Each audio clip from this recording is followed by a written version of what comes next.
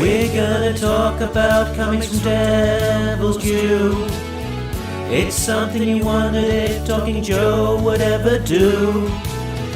I guess we'll explain it all to you.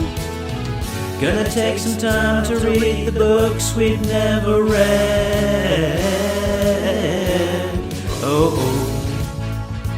Hey, it's me, Mark, and welcome to Talking Joe, the G.I. Joe Comics podcast. Now, today we are taking a journey back in time once again to the disavowed Devil's Due era of G.I. Joe, with a look back at G.I. Joe Reborn from Devil's Due in 2004.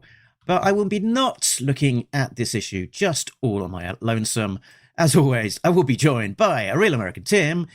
It's Tim Finn. Hello, Mark, and listeners, and viewers. Everyone.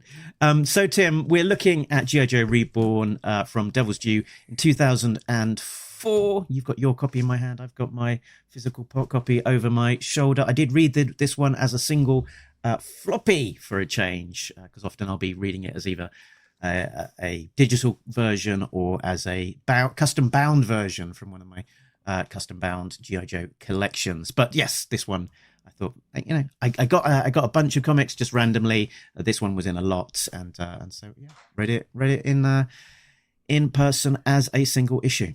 But do you have behind you a green bound hardcover with the whole reloaded run? Is that a volume?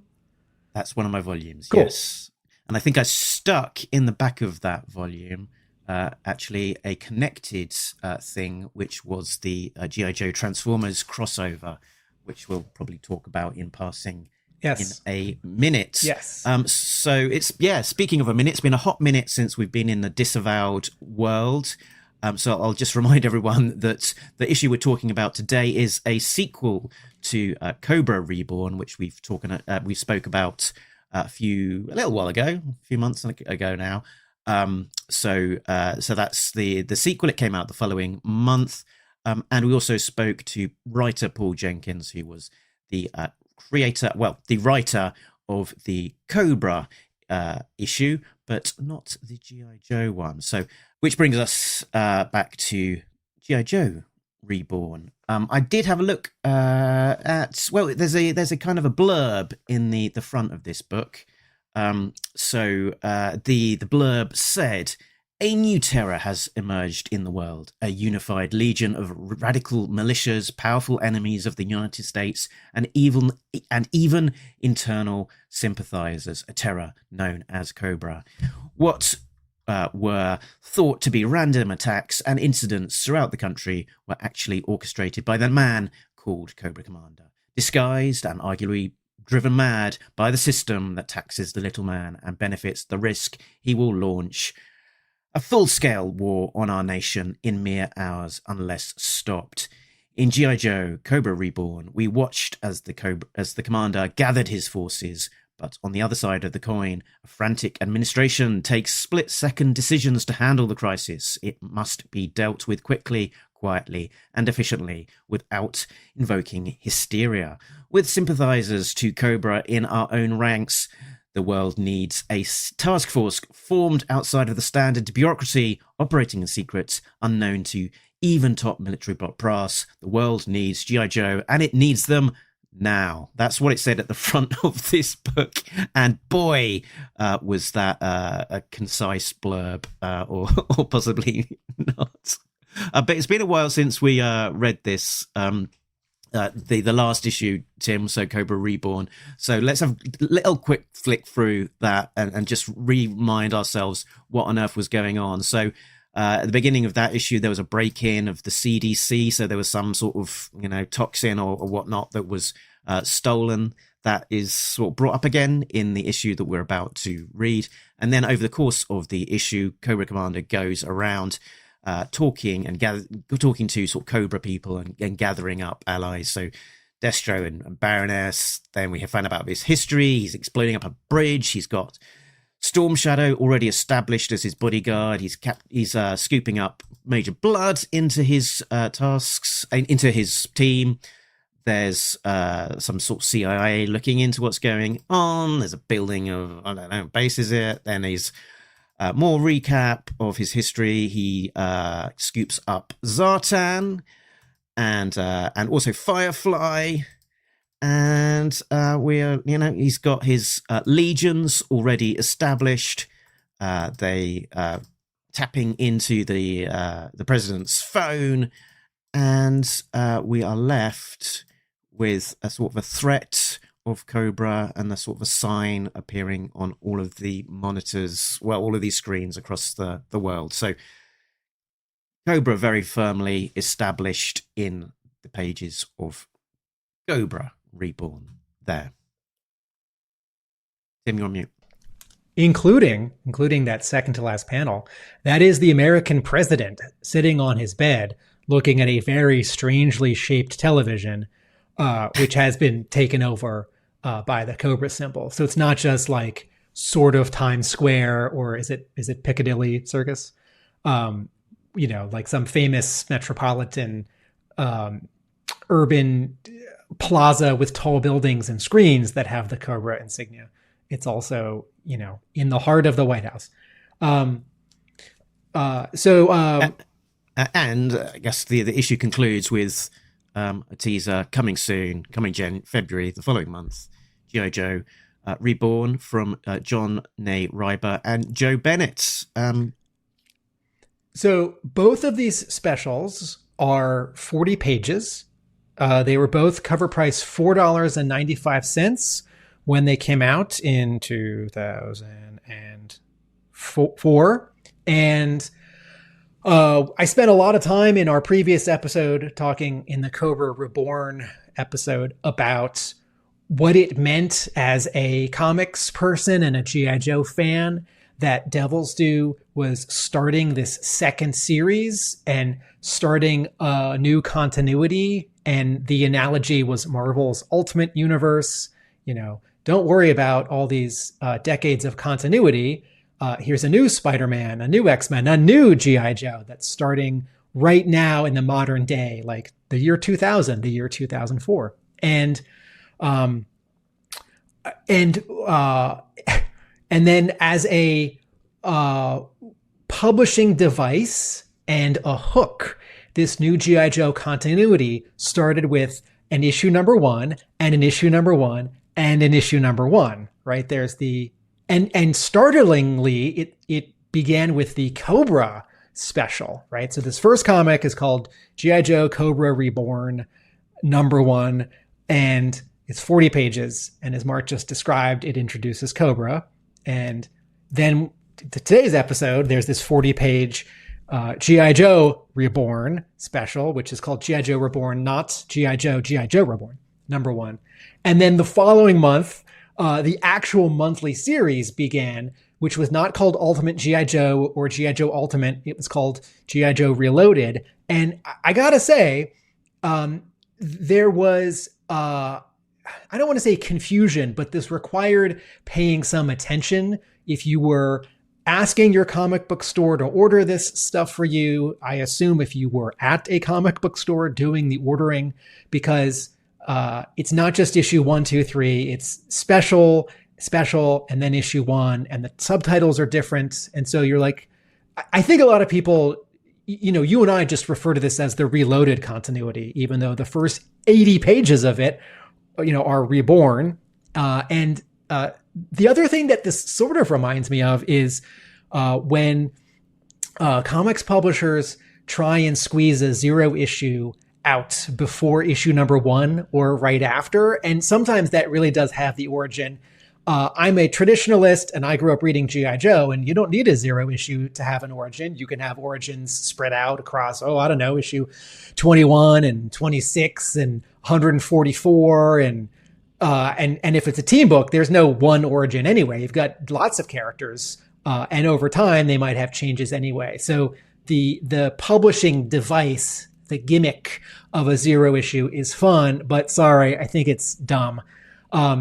But you know what this kind of reminds me of, actually, having sort of 3 issue number 1s or 3 specials? It reminds me of XO Manowar, the Valiant series in the 90s, where like 2 years in, The series started at issue number 1, and then like a year or two in, they did a 0 issue, and then I think they did a 0 issue, or I'm getting this mixed up with Ninjak, which had an issue 1 and then an issue 0 and then a double 0. And that's really fun and stupid. And confusing and fun. Please don't do that. At the time, period, slightly new thought. As listeners of this podcast will probably remember, I am not the biggest fan of the Devil's Due run of G.I. Joe comics. I started reading it in 2001 when it began. I didn't stick around. I came back twice to check in, and in neither case did I stick around.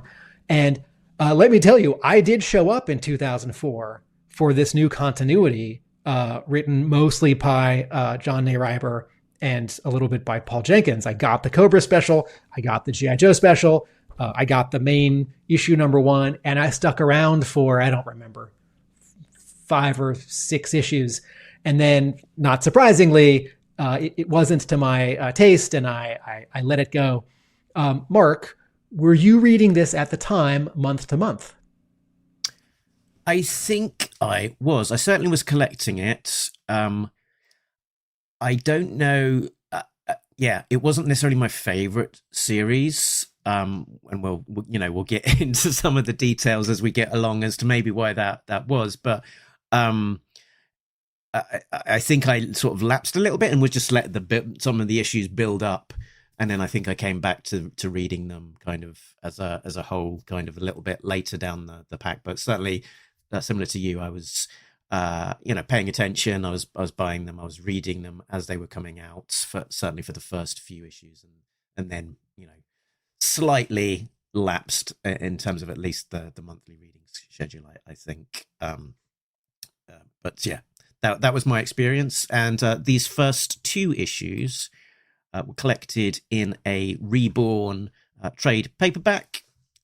So the 2 40-page specials plus Tim, a 6-page story from Toy Fair from Wizard. Toy Fair issue 79 featured an exclusive 6-page prequel comic, which I didn't know about at the time and didn't read at the time, but Toy Fair were big fans of the G.I. Joe brand and big supporters of Devil's Due and what they were trying to do. And I guess this was a good way of getting that relaunch or new universe version of G.I. Joe in front of a big or different set of eyes. So unusually an exclusive G.I. Joe story outside of the pages of a regular G.I. Joe. And there isn't too many examples of this kind of thing happening in sort of G.I. Joe comics, really, where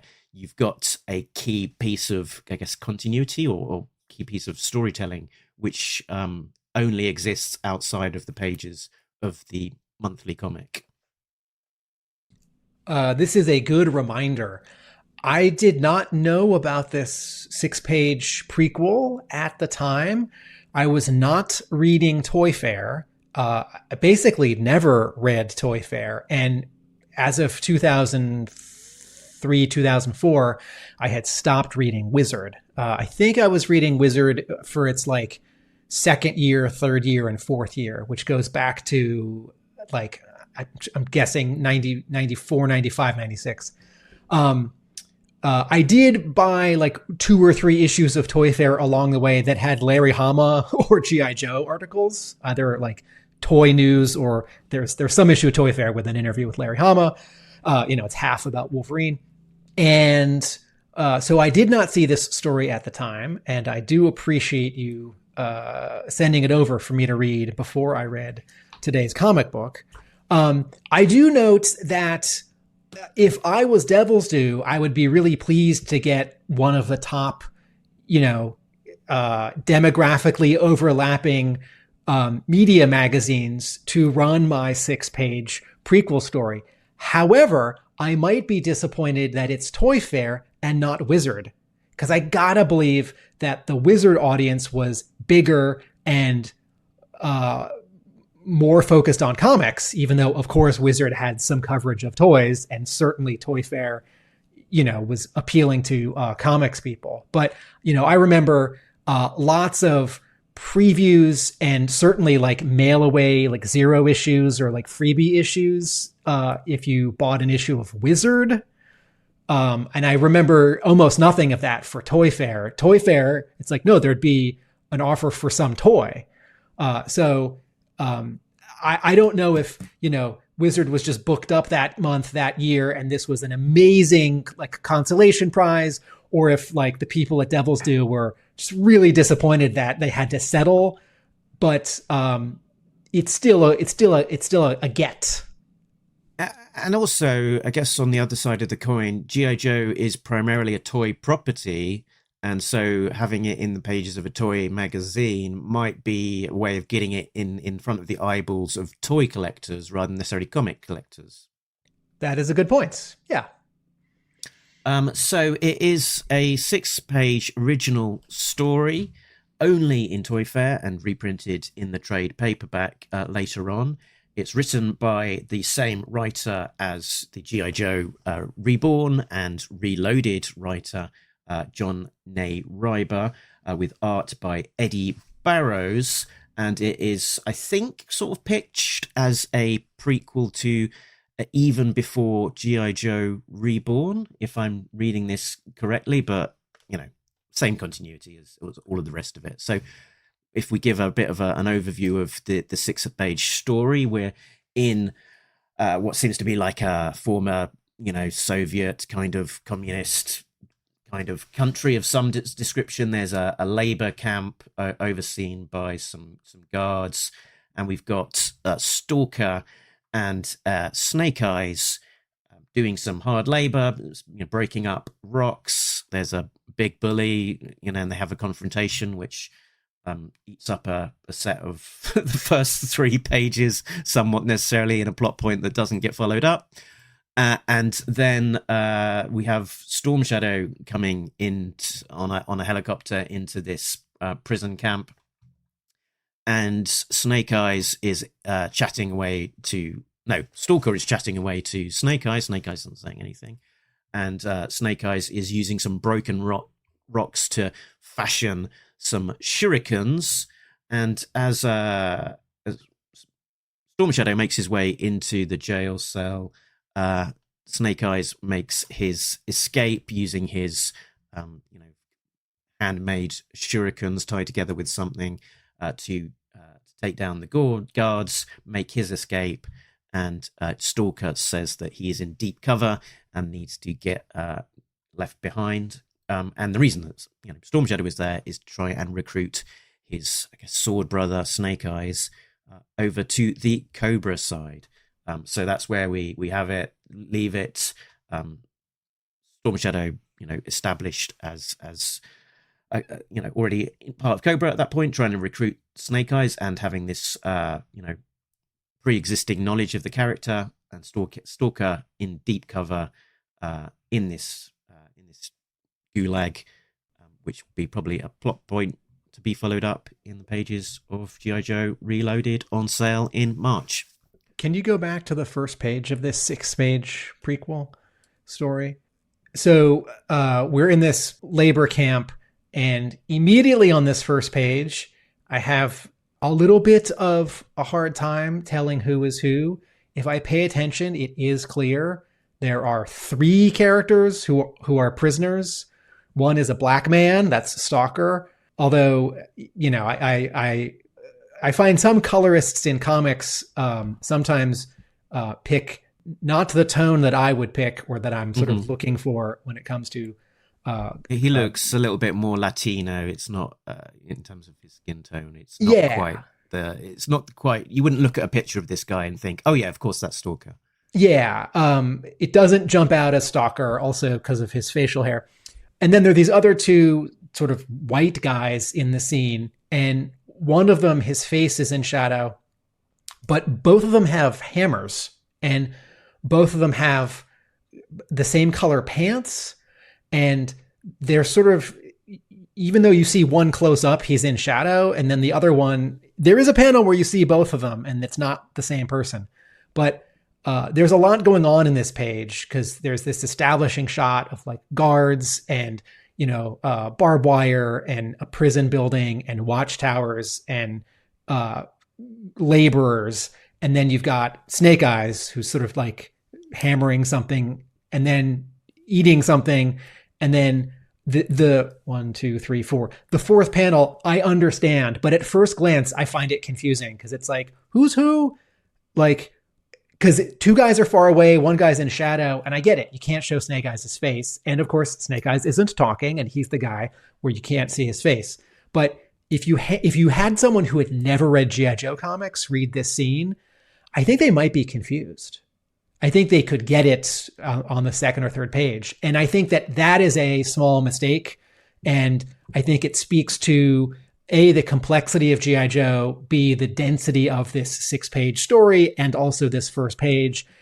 And then also, it's like, why can't the two guys have different colored pants, right? Or like, why can't Snake Eyes have like shorts and a bandana? And then the like tough guy who's picking on Stalker, he's got long pants and like gloves. It's like, make them as different. If you're going to have two white guys who both have hammers and are shirtless in a prison camp, there's still stuff you can do.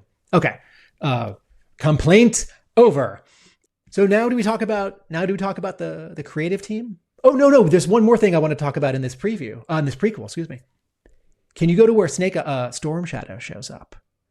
And this is the point that I made when we were talking about the Cobra Reborn special. But since Cobra characters don't appear in the 40-page G.I. Joe Reborn comic, but we do have a Cobra character here, I just want to say it again, that Storm Shadow had never looked like this before, right? He looks like he's from The Matrix, except in white and not black, and I mean clothing. And this is a look that very much influenced the first live-action film.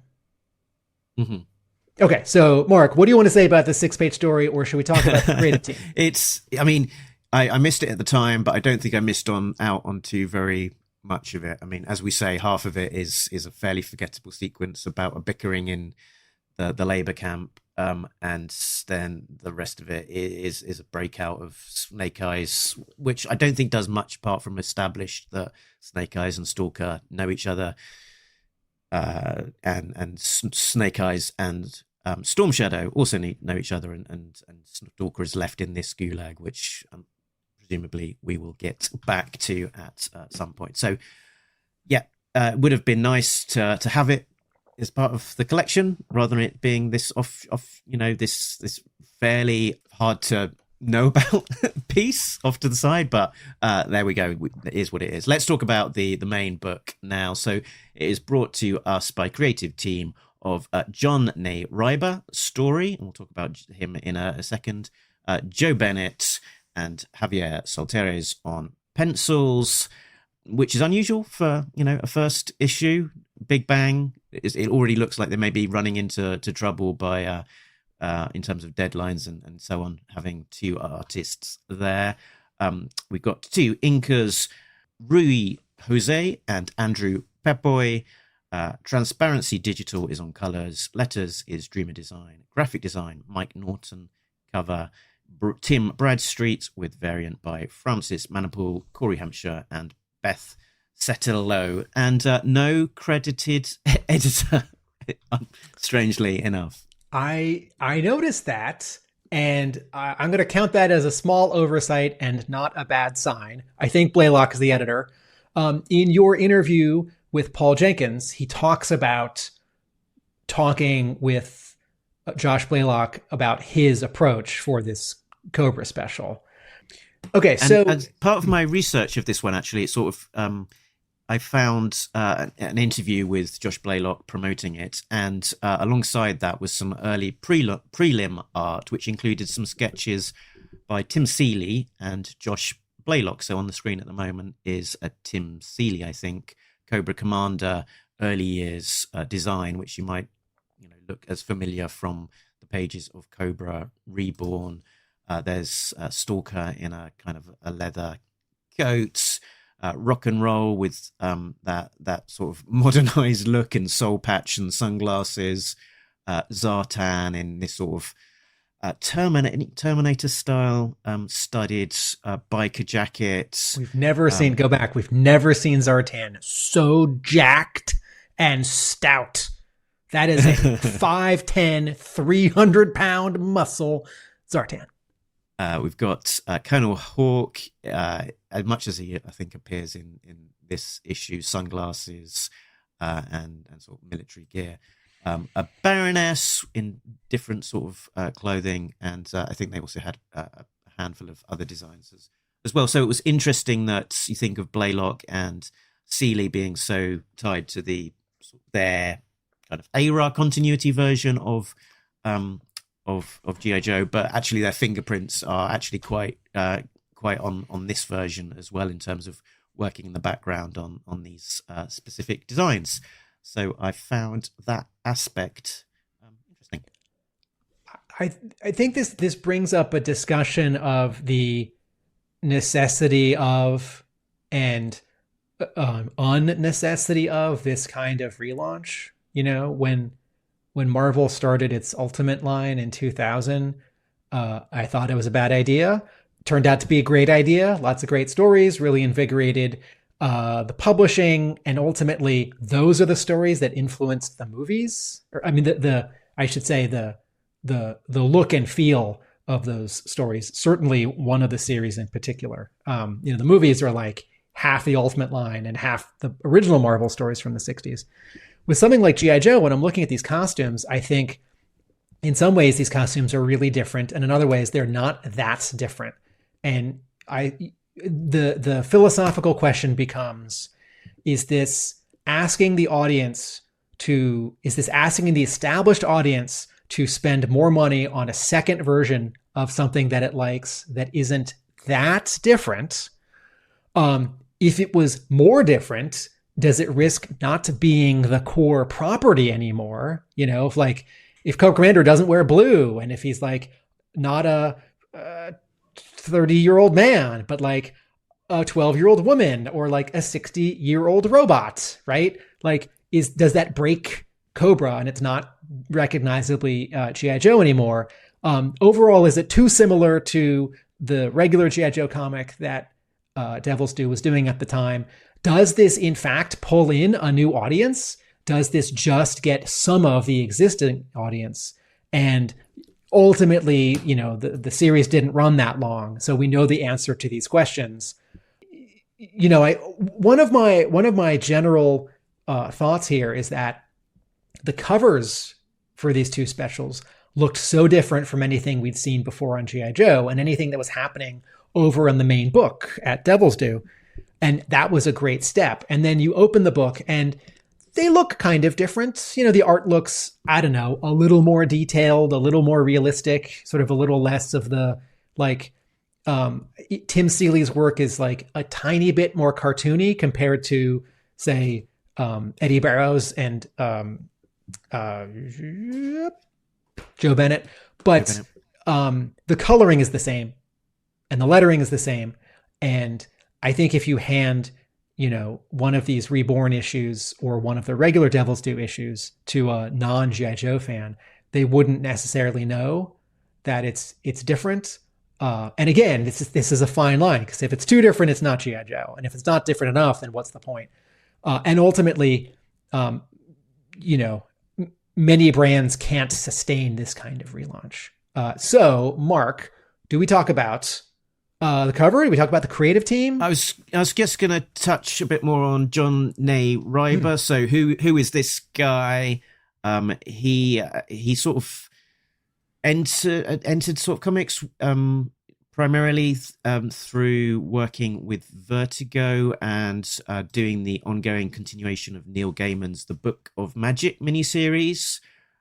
He did a 50-issue run from issue 1 through to issue 50, and then his next sort of biggest, high profile was probably this Captain America with on a relaunch of the Captain America for the Marvel Knights imprint in 2003. May I interrupt for a moment? Oh, actually 2002 with John Cassaday and Jay Lee on art, which sort of got a bit of headlines in terms of it being kind of almost a response to the events of 9/11.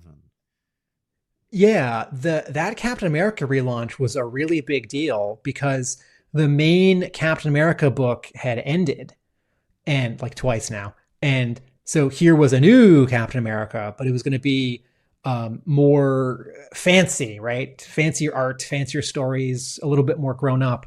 And this opening story arc is a response to the events of 9/11. And the opening pages, in fact, are Steve Rogers in his Captain America uniform digging in the debris at Ground Zero. And it's really striking and uncomfortable and now dated. If you're reading Captain America right now, folks, in 2026, the new Chip Zdarsky run, which I really like, has sort of pulled Captain America into like current times. So he was not around for 9/11 because he woke up out of the ice more recently, which is something you have to do with Captain America every generation. But that Captain America series made a big splash, and suddenly, if you were a Marvel person, you might know this writer's name. And then, Mark, what's that interesting thing that he did? This interesting thing, Transformers and G.I. Joe for Dreamwave, working with Jay Lee, who he also worked with on Captain America, I believe. Now, and it's this. Go on. We will cover this properly in an episode, and there is a lot to say about it. But in one sentence, it is very cool and very weird. Yeah. So he'd sort of dipped his toes into the world of G.I. Joe somewhat with this particular series. So this is kind of his second time around on the G.I. Joe brand. If you're listening and not watching, Mark has put a Jay Lee and June Chung cover to Transformers G.I. Joe issue #1 on screen. It's a triple gatefold, and this is that story that's set in World War II, and the colors are really muted. So that's half of what I mean by weird. Yeah, and as a contrast, I guess G.I. Joe Reborn and then Reloaded, you've got these amazing covers from Tim Bradstreet and the likes of Adi Granov and so on. Very, very striking covers, a history of John A. Ryber working with these really interesting and striking artists like Jay Lee and John Cassaday. And then the interiors just being a little bit not quite that same level as potentially his previous collaborators, or the covers might lead you to suggest, which I think is kind of, you go in with almost the wind taken out of your sails a little bit straight away from this, where the interiors don't quite match up to kind of the promissory note of the cover, which probably leads us into a look at the covers in the gallery. Let's have a look at the covers in the gallery.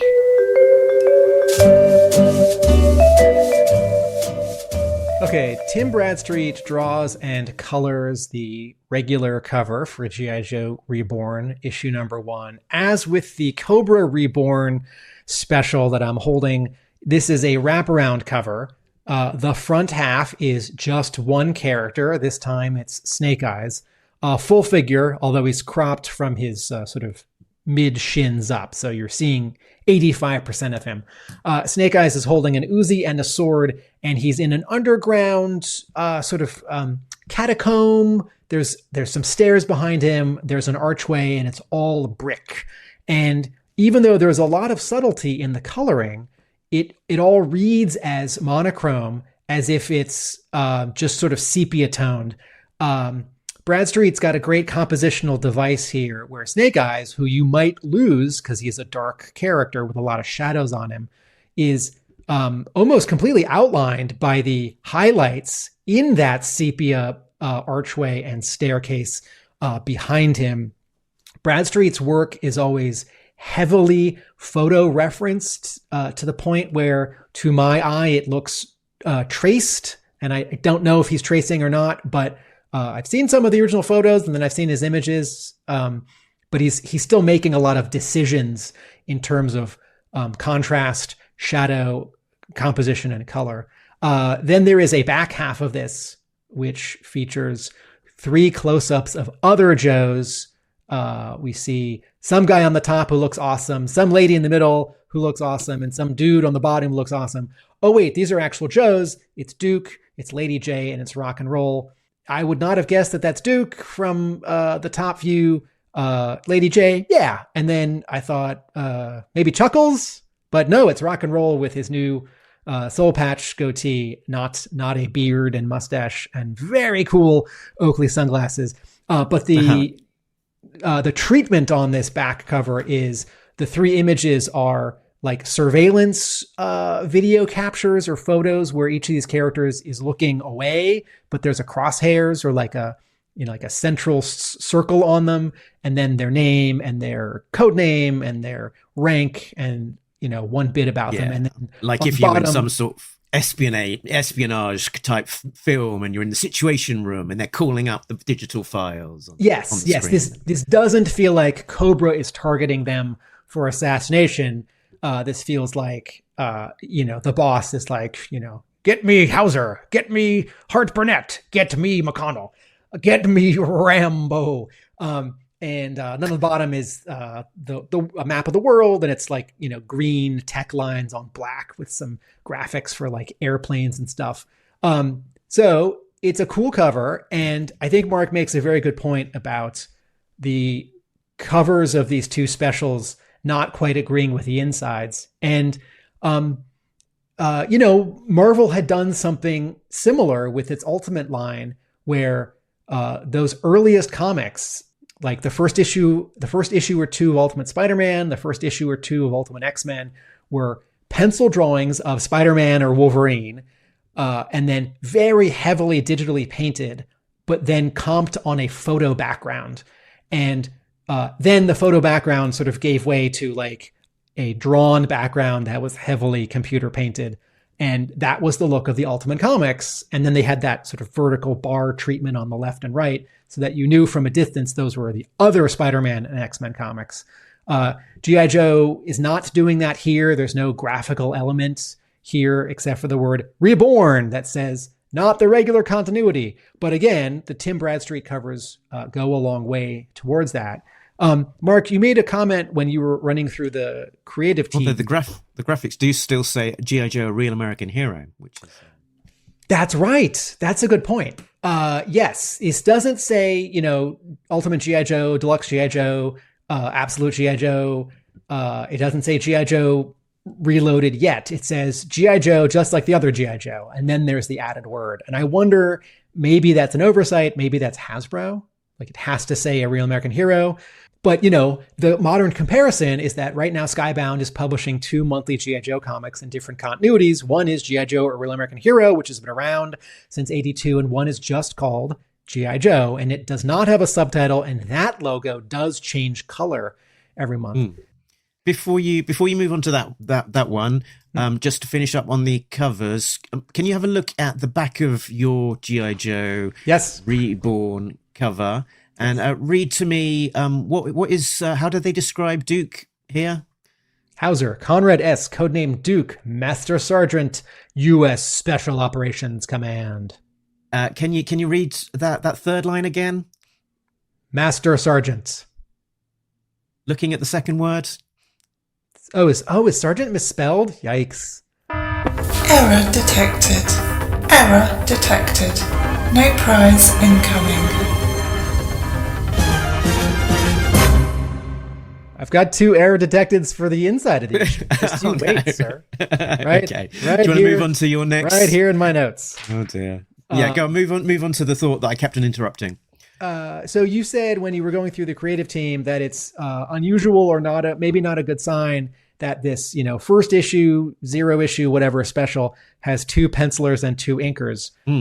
Don't forget that the Cobra Reborn special had 3 pencilers and 3 inkers, although the main penciler and the main inker were given top billing, and the secondary pencilers and inkers, I don't know if they just did. I think they did a couple pages near the end, But in that Cobra special, you can tell pretty immediately that some of the pages have less attention paid to them. So the first 30 pages here of G.I. Joe Reborn are drawn by Joe Bennett. And then starting at page 31, it switches over to Javier Salters. And Javier Salters is an artist who, for the longest time, I couldn't tell what his art looked like, because my only exposure to his work was the 1990 Ghost Rider series, of which he penciled the first year, inked by Mark Texiera. And Tex's inking was so wonderfully overpowering. And then Tex, for the second year, penciled and inked. And I can definitely see the change in storytelling. But for the longest time, when I saw Javier Salters' name, I just thought of Tex's inking. And many years later, I can finally see what Salters' work looks like, particularly since, Mark, don't forget, he did a little bit of G.I. Joe for IDW. Okay. And the two artists, I think, aren't dramatically different. It isn't too jarring. They are, right, I think, sympathetic to one another. I remembered that we hadn't quite finished a couple of points on the covers. The first of which was that this Snake Eyes design from Bradstreet, like the Cobra design, had quite a lot of impact, I think, and it influenced what they did with the toys. That there was a number of Snake Eyes toys that sort of leaned into this design with the shin pad, the knee pads, and the sort of the folds, the wrinkles in the mask. I'm just sharing on the screen a couple of the examples where it sort of leaned heavily into that design, and I think sort of like the webbing and all of the gear and the tech that he had, I think also kind of lingered on in a lot of the Snake Eyes toys that we've seen since then. So it was a kind of almost sort of instantly iconic version of Snake Eyes that sort of came through on this particular cover. And then I can move on to actually the variant cover that we had for this one. As mentioned, variant by Francis Maniple with Corey Hampshire and Beth Setelo. So this drawing is, a standard comics art style of the, 90s, early 2000s, where characters have like slightly big eyes. It's a little bit cartoony. It's a little bit manga influenced. Snake Eyes' costume is kind of shiny, and the coloring is, modern comics coloring of the 90s and 2000s. And I do like this cover, and it is a cool montage, but it in no way captures any of that sort of different gravitas texture of the Timothy Bradstreet covers. And you might think that this is a cover for one of the other Devil's Due G.I. Joe comics. And so what we see here is it's divided into quadrants, basically. The top left is a montage. It's all a montage. Scarlet's head, Duke with a machine gun, but he's kind of smaller. Behind them are the red and white stripes of the flag. Top right, the blue with the white stars of the flag. Bottom left, 1, 2, 3, 4, 5, 6 Joes. It's everyone who shows up in the issue, Roadblock, Lady J, etc. They're sort of full body and further away, but bunched together at the ready with weapons. And then the bottom right is Snake Eyes holding his sword above his head, not like a baseball bat, but kind of like a baseball bat. I mean that as a compliment. I'll give Devil's Due. I give Devil's Due a hard time for some things, but they sure came up with some, as you say, kind of instantly iconic cover images. And this one I don't think has been widely reproduced because I never see it when I Google, G.I. Joe Reloaded or G.I. Joe Reborn. And when I Google G.I. Joe Francis Maniple, his covers for G.I. Joe Declassified come up, and not this one. This is a very cool cover. I do always have a tiny problem when Duke is wearing a black shirt, because to me that's not Duke. Duke should wear yellow shirts or beige shirts. If he's wearing a black shirt, then I think it's someone else, like, I don't know, Rock and Roll having shaved, or Chuckles, I don't know. But I like how the diagonal of Duke's machine gun matches the diagonal of Snake Eyes' sword. Can I do a quick plot breakdown Yes. on this one? So this is super quick because I don't think I could cope with just a full plot breakdown. So here we go. Plot breakdown. The G.I. Joe team is introduced, assembled, and formed. Hawk sends them in on their first mission to protect from a Cobra assault on Mount Silver, an experimental weapons facility. The new terrorist threat Cobra has arrived before them and made off with the weapons, including a new powerful weapon, Black Dragon 6. That's it. There's a lot more that happens in the issue. You know what? Since we're jumping around a little bit, since we interrupted covers with talking about the creative team, and then I remembered I wanted to say one more thing about the creative team. So I said something about Javier Saltaires. Joe Bennett was on my radar when he drew this special, because when Priest, the writer Priest, when his Black Panther run ended, Marvel had him spin off a series called The Crew, sometimes just called Crew, and it ran only 6 or 7 issues, and it's great. And it picked up a thread from his Black Panther, and Joe Bennett drew that whole thing, and it is collected in the 4th volume of the larger trade paperback Black Panther by Christopher Priest. And that was only, I think, 1 year, 2003. Before this, or maybe he was even doing it the same year. So, you know, in terms of expectations, we can do one more sort of overall thought, Mark. You know, the cover's been promoted months in advance. The concept has been promoted months in advance. We didn't see the prequel in Toy Fair, but some people did. You know, the writer is hot. The artists are not hot, but like really solid. You know, like these two guys can tell a story and they can draw with a little bit of, you know, slick character, but they're also not drawing, you know, like superhero-y pinup pages. They're drawing like people moving in space with weapons and fighting. And so I was looking forward to this, and I recall liking the Cobra special. So I was, you know, looking forward to the G.I. Joe special. Mm-hmm. Okay. So Mark, first impressions on your reread. So I think, as you say, we got a good experience from the Cobra Reborn special, which kind of raised the bar and the expectations a little bit. And I think this didn't feel kind of a piece. My kind of high level thoughts about this on the reread was that it didn't seem particularly connected to the Cobra story that we'd just read. That, you know, that had finished on a cliffhanger with these Cobra signs appearing, and that kind of didn't seem to be particularly followed up. We were introduced a heck of a lot of Joes pretty quickly, but it felt like if you didn't necessarily have a lot of pre-established knowledge, you might not necessarily know who those were, what their significance was. And then I just was thoroughly confused by the end of the story when we sort of flipped to their mission and the thing that the MacGuffin that is, you know, driving that mission at the end of it, and the G.I. Joe characters who are Cobras. Quite what the situation was with that. I don't know if I missed something in the story, or is it the story, or is it me missing something? I'm not entirely sure, but we got these two Joes at the end of the story who are in Cobra uniforms, and I felt like I didn't quite understand why that was the case. Are they disillusioned and have they joined Cobra, or are we meant to know that they're in disguise in you know, pretending to be Cobras?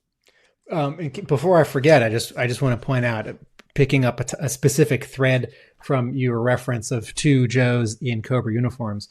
Mm-hmm. At the end of that scene, there was a panel where we have a close-up on some little device in the grass, and then we cut to headquarters, and they're like, we're getting Morse code. And I'm thinking, awesome. Which of those two Joes is actually doing the Morse code? Is it even one of those two Joes? Okay. Overall, part of the strength of the Cobra special is that it's about one guy and a philosophy. It's basically a solo comic. It's called Cobra or G.I. Joe Cobra Reborn, but it's really a Cobra Commander special. And even though a lot of other characters show up, Storm Shadow, Destro, is the Baroness in it, Major Blood, Zartan. So Cobra Commander plus 5 characters. And then you get, like a scientist and a military guy and a Pentagon guy and the president of the US. It really does follow one person. And as you and I said when we reviewed that issue, it's not quite a new take on him, but a really sort of energized take on him. And this G.I. Joe comic is a team book. You can see it starting to be mostly about Duke. And there's 2 pages where I thought, oh, this sort of looks ahead to how Duke is portrayed now in the Joshua Williamson Energon universe as this, daredevil risk taker, fighter. But this comic, and maybe rightly so, it's not just a solo book where Duke assembles a team or Hawk assembles a team. You have these 4-page scenes where Scarlet gets introduced and she does a thing and she has a connection to the conspiracy or plot, and Stalker gets introduced and along with Lady J, and there's some backstory that's a little confusing that's referred to. I appreciate the effort. I couldn't follow it. And then, they're on this mission. Right. We are introduced to Stalker as well, who doesn't have a moustache or beard. Right. And okay, so I'm not too sure how it then connects to the 6-page thing. If the 6-page thing where he's in this gulag is before or I after. think Maybe after. Oh, interesting. But no, it can't be because Snake Eyes appears in this issue. I think it's way before. So it's before. And then there is a clever overlap where in both comics, Cobra blows up the Golden Gate Bridge, right? It takes place on page. Am I jumping ahead to something that you wanted to talk about?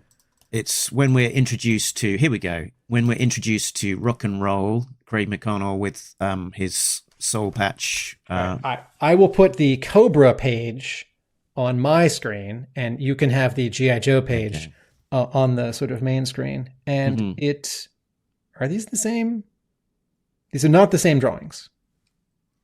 I don't think they are the same. No, they are. Are they? Yeah. Yeah.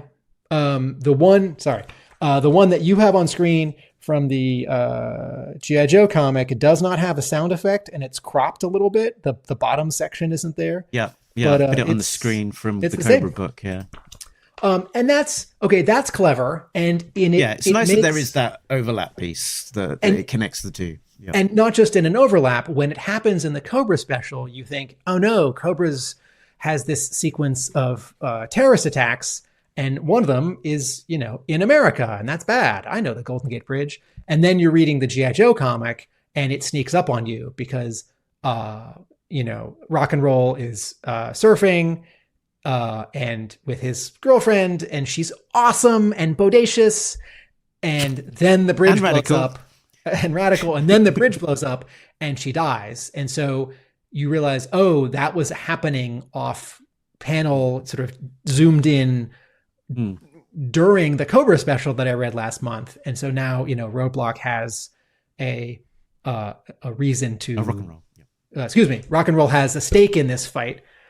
So that was clever. But I do think that so again, let's just count, right? Cobra Commander is really about Cobra is really about one character, Cobra Commander, plus 5 Cobras, and G.I. Joe is about Duke, 1, Scarlet, 2, 3, Stalker, 4. Lady J. Was that 5? Stalk. Go back to the Francis Manipul cover; they're all there. Plus Hawk, Rock and Roll, Roadblock, Snake Eyes, Doc.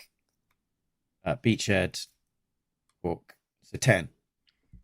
Yeah.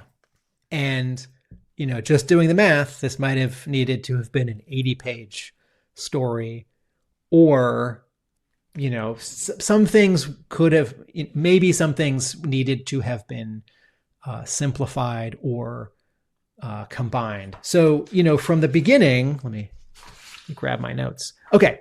So my sort of comment about the first 3 pages is, Duke is being awesome.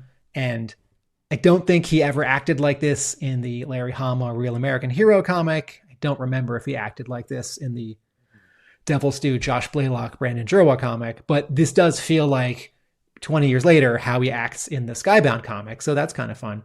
And then the second scene is in this first panel, this first panel immediately tells you that this ain't your daddy's G.I. Joe. This is Ultimate G.I. Joe. This is G.I. Joe Reloaded. Because if you remember Scarlett's file card, or what's the 2-parter with the families from 1985?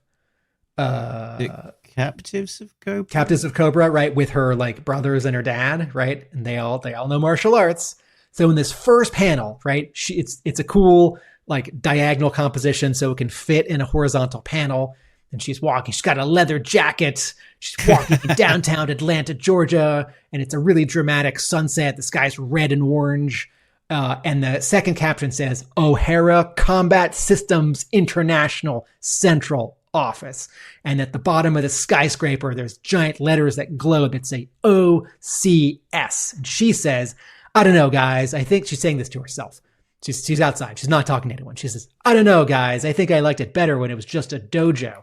So immediately, right, John A. Reiber is telling us and showing us that this is not the established G.I. Joe where she's just going to be in a martial arts room grappling with her brothers and her dad, like from that episode, like from the file card, right? They like run a company. And in the second panel, there's a secretary, there's a receptionist at a desk with a computer, and there's a glass door, and behind it, there's a dojo. Okay, so my comment on this scene is, I like how sort of naturalistically she walks in and not everyone is identified.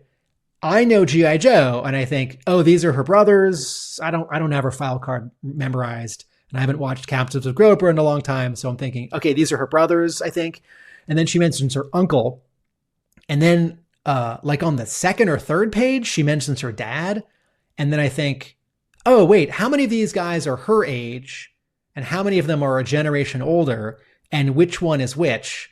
And then I thought, oh, and then one of them has this like horror movie transformation where suddenly looks like a desiccated corpse, but he's not dead, but he might die. And that's, awesome and shocking and gross. And I think, okay, I don't know if I need like the full Larry Hama approach where Mark, I say your name in some dialogue. And you're like, that's right, Tim, we are hosting an episode of Talking Joe. Or like some captions, like a little yellow box over guy number 1, guy number 2, guy number 3, guy number 4. It's like brother so-and-so, brother so-and-so, so-and-so dad, so-and-so uncle. But I read this scene and I thought, generally I know who everyone is, but I actually don't know who's who in this scene. And it doesn't really matter. But the fact that I don't know was distracting and took me out of it. And that's pages 4, 5, and 6 of this, double-sized issue 1. And it's a misstep right after a pretty strong opening scene on pages 1, 2, and 3. And it is representative of sort of what happens in the rest of this comic where there's just a lot going on. Yeah. And you have to sort of connect this scene back to the fact that Dan here, who's turning into a dehydrated Ra's al Ghul, back to the fact that the CDC in Atlanta, Georgia, where they are now, was the scene of this, Cobra break-in or something that happened in the previous Cobra Reborn, where, yeah. And so that's, again, a little bit of a connecting point, but a bit of a confusing one, perhaps, as it felt like, was there some sort of trigger point that suddenly made this happen to Dan? And why is it just him and not the rest of the family? And have they been touched and exposed and all this? It was a little bit confusing as to kind of what the dynamics are about this CDC outbreak are. To me, anyway.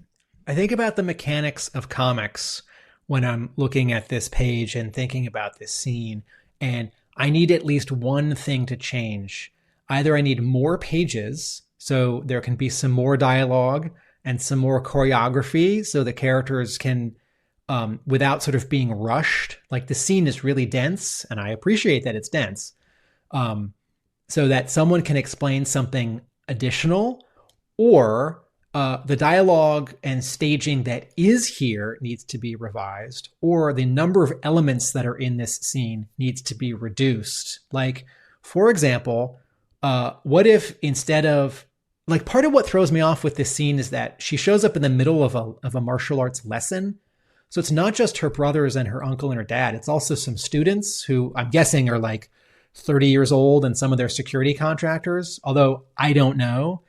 And those characters aren't important. And in fact, we see two of them, I think, on this page that we're looking at. Is this page 5? Maybe it's page 6, where she's saying, Dad, does Uncle Dan still run security over at the CDC? And behind her is a man and a woman in this black uniform, and they're looking concerned.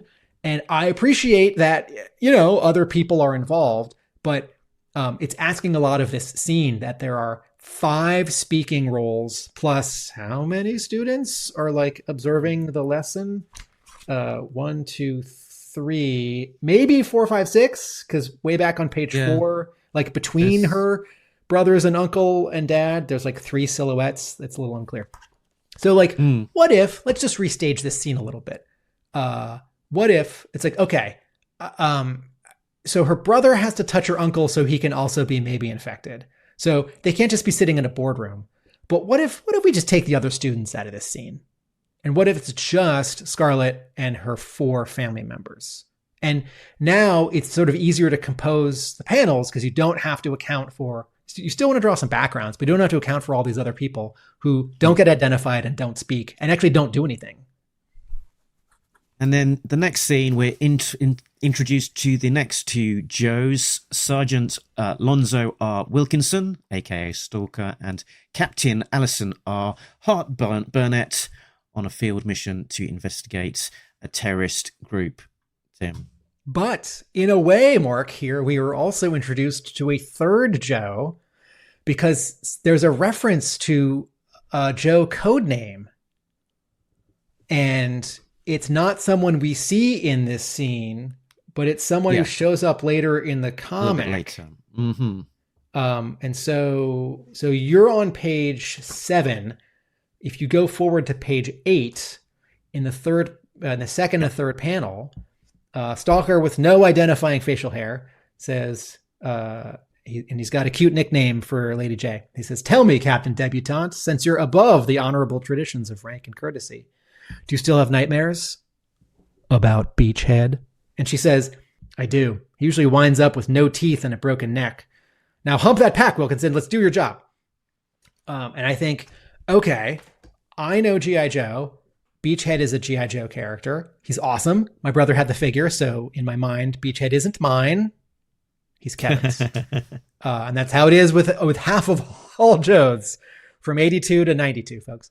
They're not mine, they're Kevin's. And I think, so I got to this and I thought, oh, cool, they mentioned another Joe. And then I thought, oh, did I miss something? Is this back in the 6-page prequel? Okay, it's probably not in the Cobra special. Oh, is he in this scene? Like, oh, no, they're talking about something that happened weeks or months or years ago. Oh, it sounds terrible. Okay, well, the point of this scene is to not just introduce Beachhead as a notion of a character, but to demonstrate that Lady J is a badass, but also that something went wrong. And I think she messed up. And I'm okay with not knowing. It's going to hopefully get clarified later. It sounds like almost like a mission that's gone terribly wrong. That's meant to be like traumatic flashbacks, or maybe, but thinking about it, maybe he's just saying, were you trained by Beachhead and he's a badass and he gives the people he's training a hard time. So do you have nightmares about the training that Beachhead gave you? Maybe. Oh.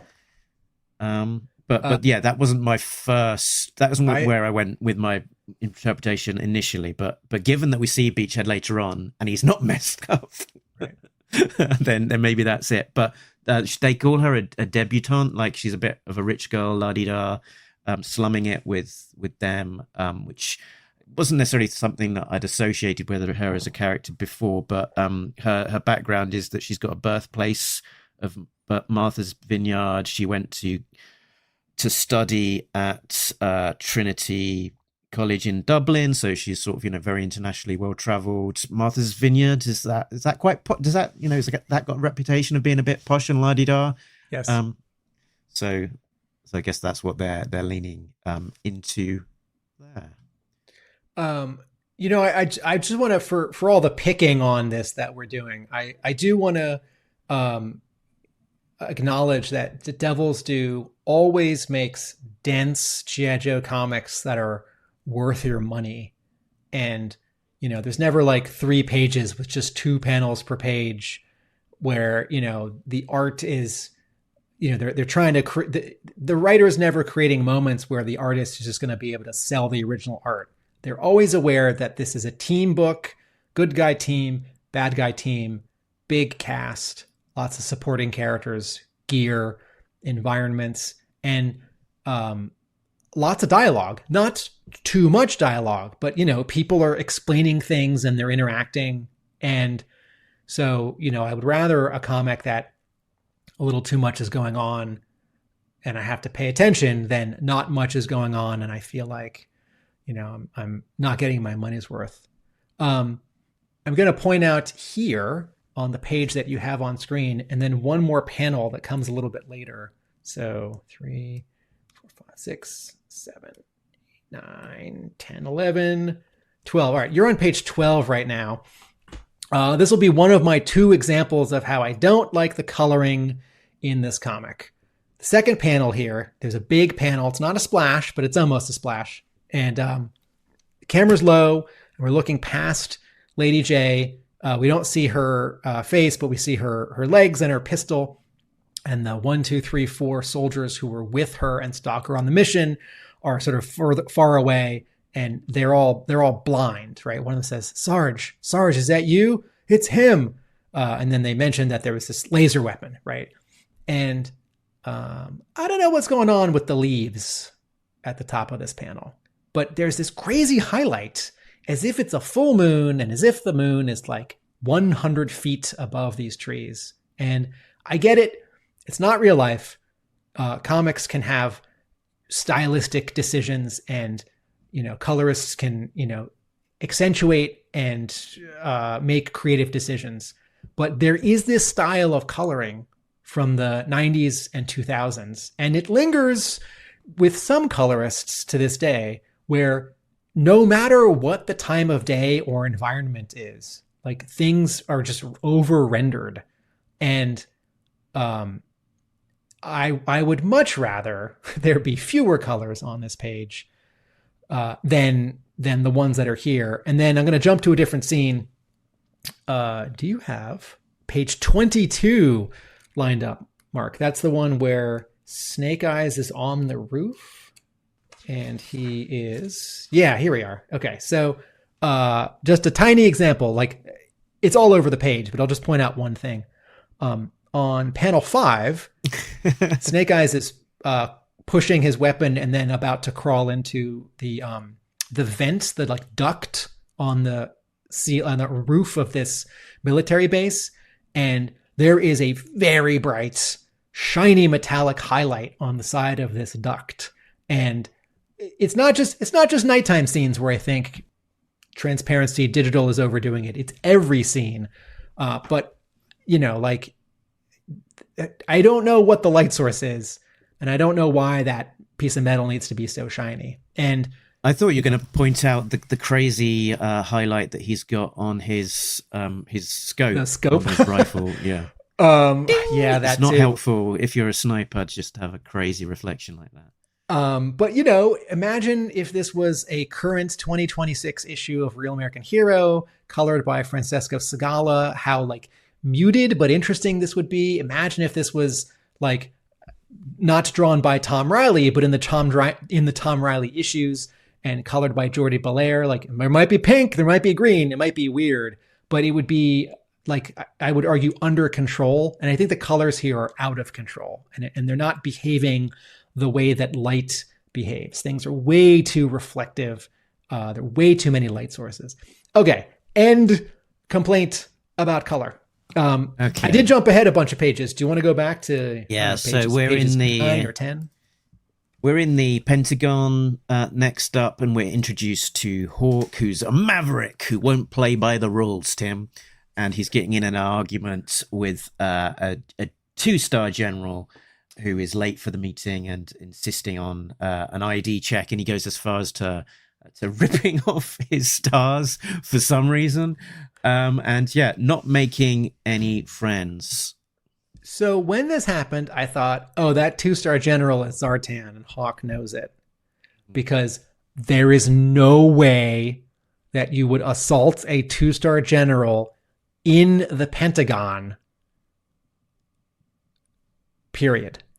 Like, oh, I'm sorry, everyone. Devil's Due had to cancel the series because Hawk gets thrown in jail at the end of this comic and is never let out.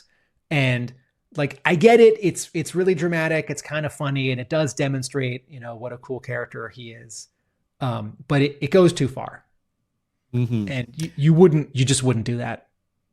I appreciate how it's a dramatic bit of character writing and interaction, but it strains credulity. And they have helpfully given Hawk brown hair, so that we don't necessarily mistake him quite so easily with Duke, who is dressed in a sort of similar looking green uniform on the computer. And I say Duke, but is he? Because as we sort of progress through the scene, we find out that Duke, in his black t-shirt, has escaped from that initial scene in the slaughterhouse. I think it's a brown t-shirt. There's 2 Dukes. Well, brown. Look on the... Go back to page 1. Page 1, it's black, isn't it? No. Here. Okay, maybe. I don't know. It's okay. On the Francis Manipool cover, it's black. That's what's. Oh, right. Yeah, of course. Yeah. You're right. It's sort of it maybe is a different color, although on the third panel. Oh, right. Very black. Yeah. Okay. So I'm always interested in how often in a G.I. Joe continuity Zartan is used, pretending to be someone that we know. Like in the animated series, he mostly pretends to be like generals and scientists, and I think once like Cobra Commander, but he doesn't actually pretend to be the Joes as much. And he's got this amazing gimmick. He can look and sound like anyone, and the animated series isn't going to worry about where's the duffel bag where he keeps his change of costume, because he like always tears the costume off and it's like the Zartan costume beneath it, and then like the voice changes and then he laughs. Like in the live action movies, the first 2, there's a big swing because he's the president. And in the Energon universe right now, no spoilers, he has shown up and it's interesting. Maybe you can remind me, who does he pretend to be in like issue 48 in the Marvel run when he sneaks into the pit? Well, he comes into the pit initially as Ripcord, doesn't he? And then he sort of is various characters like Duke and Doc and so on. And then Sergeant Slaughter punches him. Mm-hmm. And that's it. And on the one hand, Larry Hama is not making use of this amazing character, although, he's not that kind of villain who's going to infiltrate the pit anymore and like take out G.I. Joe. He's got other loyalty problems and challenges. But I do appreciate the sort of restraint, that like Hama hasn't had Zartan do this over and over. But how exciting, and oh no, are they like using something so powerful so early? But like, folks, we are in the second comic of this entire new G.I. Joe continuity, and Zartan has already infiltrated the Pentagon as a G.I. Joe character. He's not like that 2-star general from the previous page, he's not like one of the random people who was like taking ID cards at the security checkpoint. He's Duke, which I think is as much about sort of the pacing of this new series, this new continuity, as it is about the sort of high stakes of it. That, Zartan is, a powerful player and he's being put on the board immediately. So, Mark, how does this scene strike you? It's an interesting one, and I like the fact that they've got Duke sort of coming in from that first scene, and you kind of you can piece together the dots then that he has broken out, and that's the real Duke. I like that bit.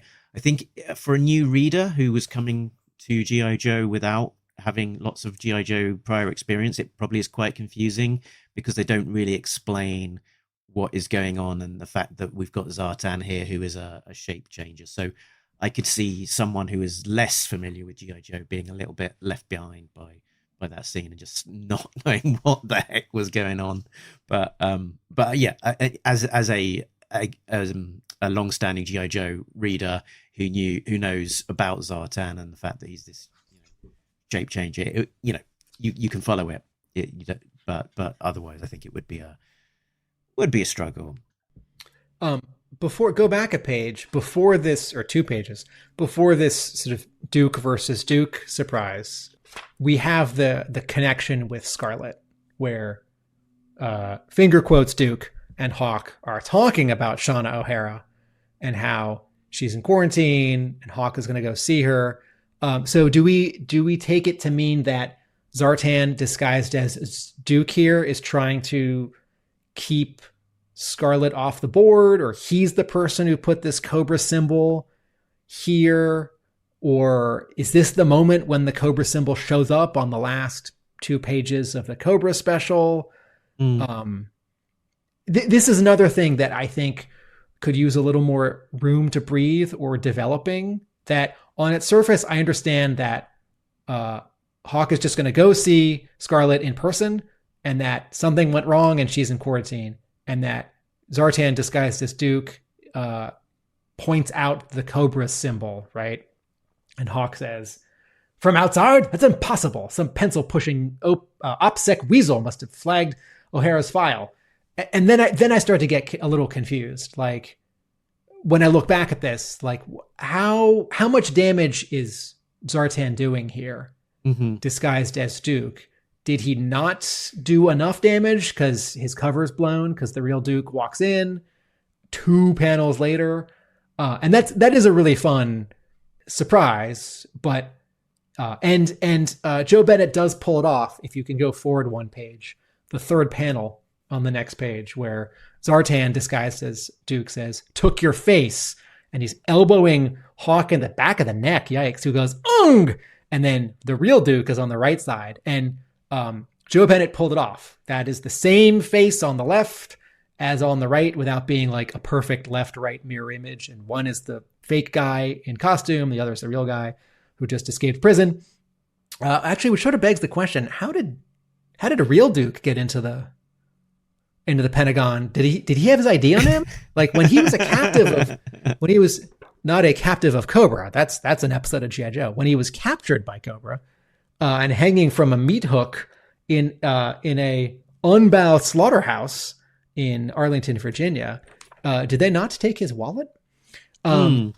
But I'm gonna let that go. And this page that we're looking at now actually sort of has got something that I noticed across a few of the panels, is that the dialogue sequencing is a little bit wonky. You've got in panel 4 here, Zartan says, "Took your face," and then "He won't be. Get this place locked down. I'm fine." But you're kind of having to read left to right and up. "I'm fine. He won't be." Yeah. It's a little bit wonky. It needs to be higher up. Wants to move. Higher up. Yeah. This is page 6. You kind of, as a reader, you're going like that. You're starting at the top, reading to the right, going down, reading. So if you're starting up and right, that would normally be a little bit. You'd sequence that bit ahead of down and left. Probably Yeah. it's messy. But this is page 16 for anyone who's listening and counting along. And there's a few bits of that where the sort of the dialogue placing is a little bit messy and making things slightly less clear than they could otherwise be. But to the story point, Duke or actually Zartan as Duke here is slogging through the service records of potential G.I. Joe candidates to help Hawk shortlist them. So as to how much Zartan and Cobra know at this point, and how much of a spanner they've put in the works, is not completely clear.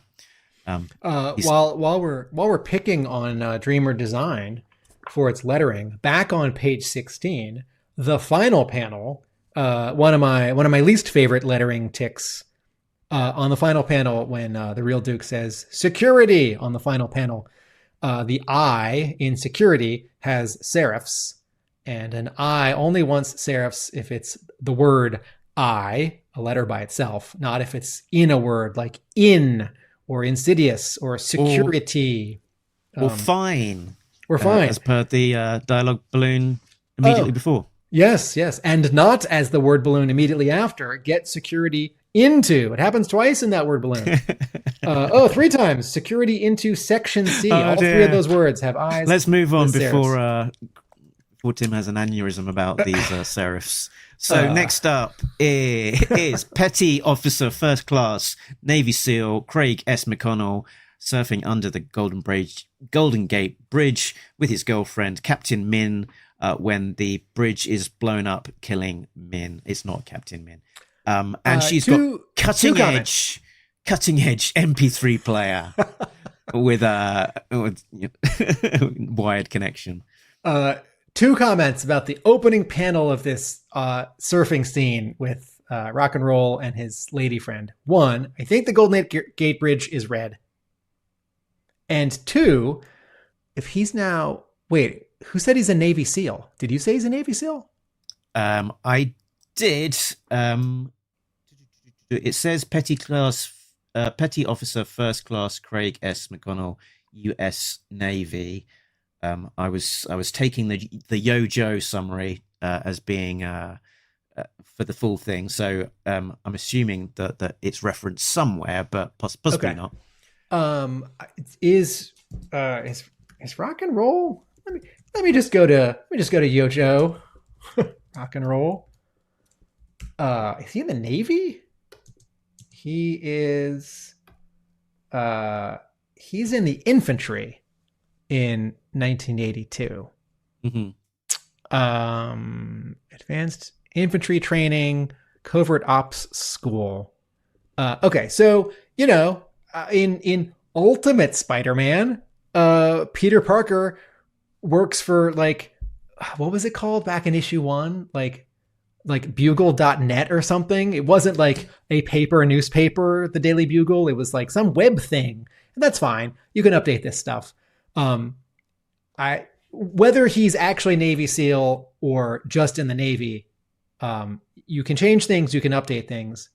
As a general rule for me, for G.I. Joe, I want the characters to stay in their, which of the 5 services, Army, Navy, Air Force, Marines, Coast Guard, I want them to stay there, basically. And someone can get promoted, someone can get more training.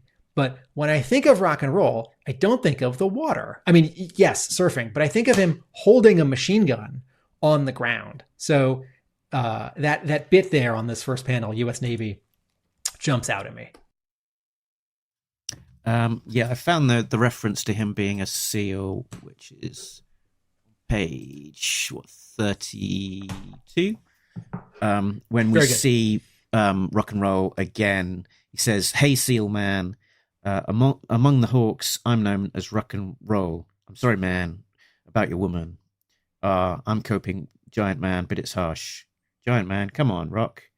When I talk to the Hawk, he calls me Roadblock." Okay, right. So that's the bit where we find...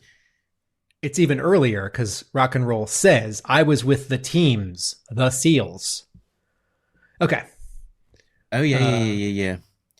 So, hey, that last little bit is where we realise that rock and roll and Roadblock are both undercover working for Hawk.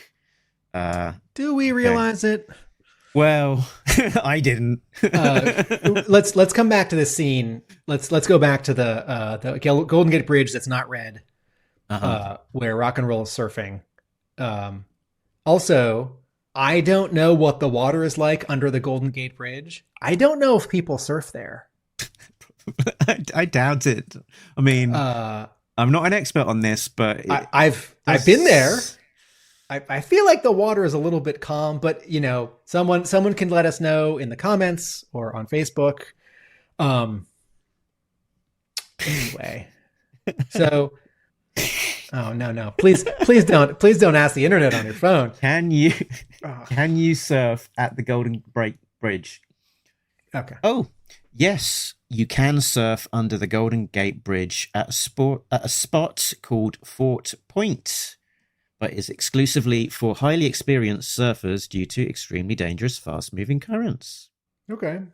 There's a picture of the Golden Gate Bridge, which is painted red. And in fact, this scene does take place at Fort Point Park. There we go. Okay. There we go. So good job, John A. Ryber and mysterious uncredited editor. Okay. This is, we should back up and sort of remind ourselves that we have almost never seen a G.I. Joe story like this. Because when the Marvel series started, the team already had formed. And later, there were some flashbacks to some of the characters on pre-G.I. Joe missions when they're in the military. And then many years later, at Devil's Due, Larry Hama writes this 3-issue miniseries, G.I. Joe Declassified, which is a mission that takes place before issue 1. But, what we're seeing right here is rock and roll before he's a G.I. Joe team member. The same way that a few pages earlier, we're seeing Scarlet before she joins. And we're going to get there, but there's a page at the end where Hawk says, "Are you all joining the team?" And they all join the team. And so I think it's embedded in everything we've been saying in this review and in the Cobra episode, but I think we should spell it out.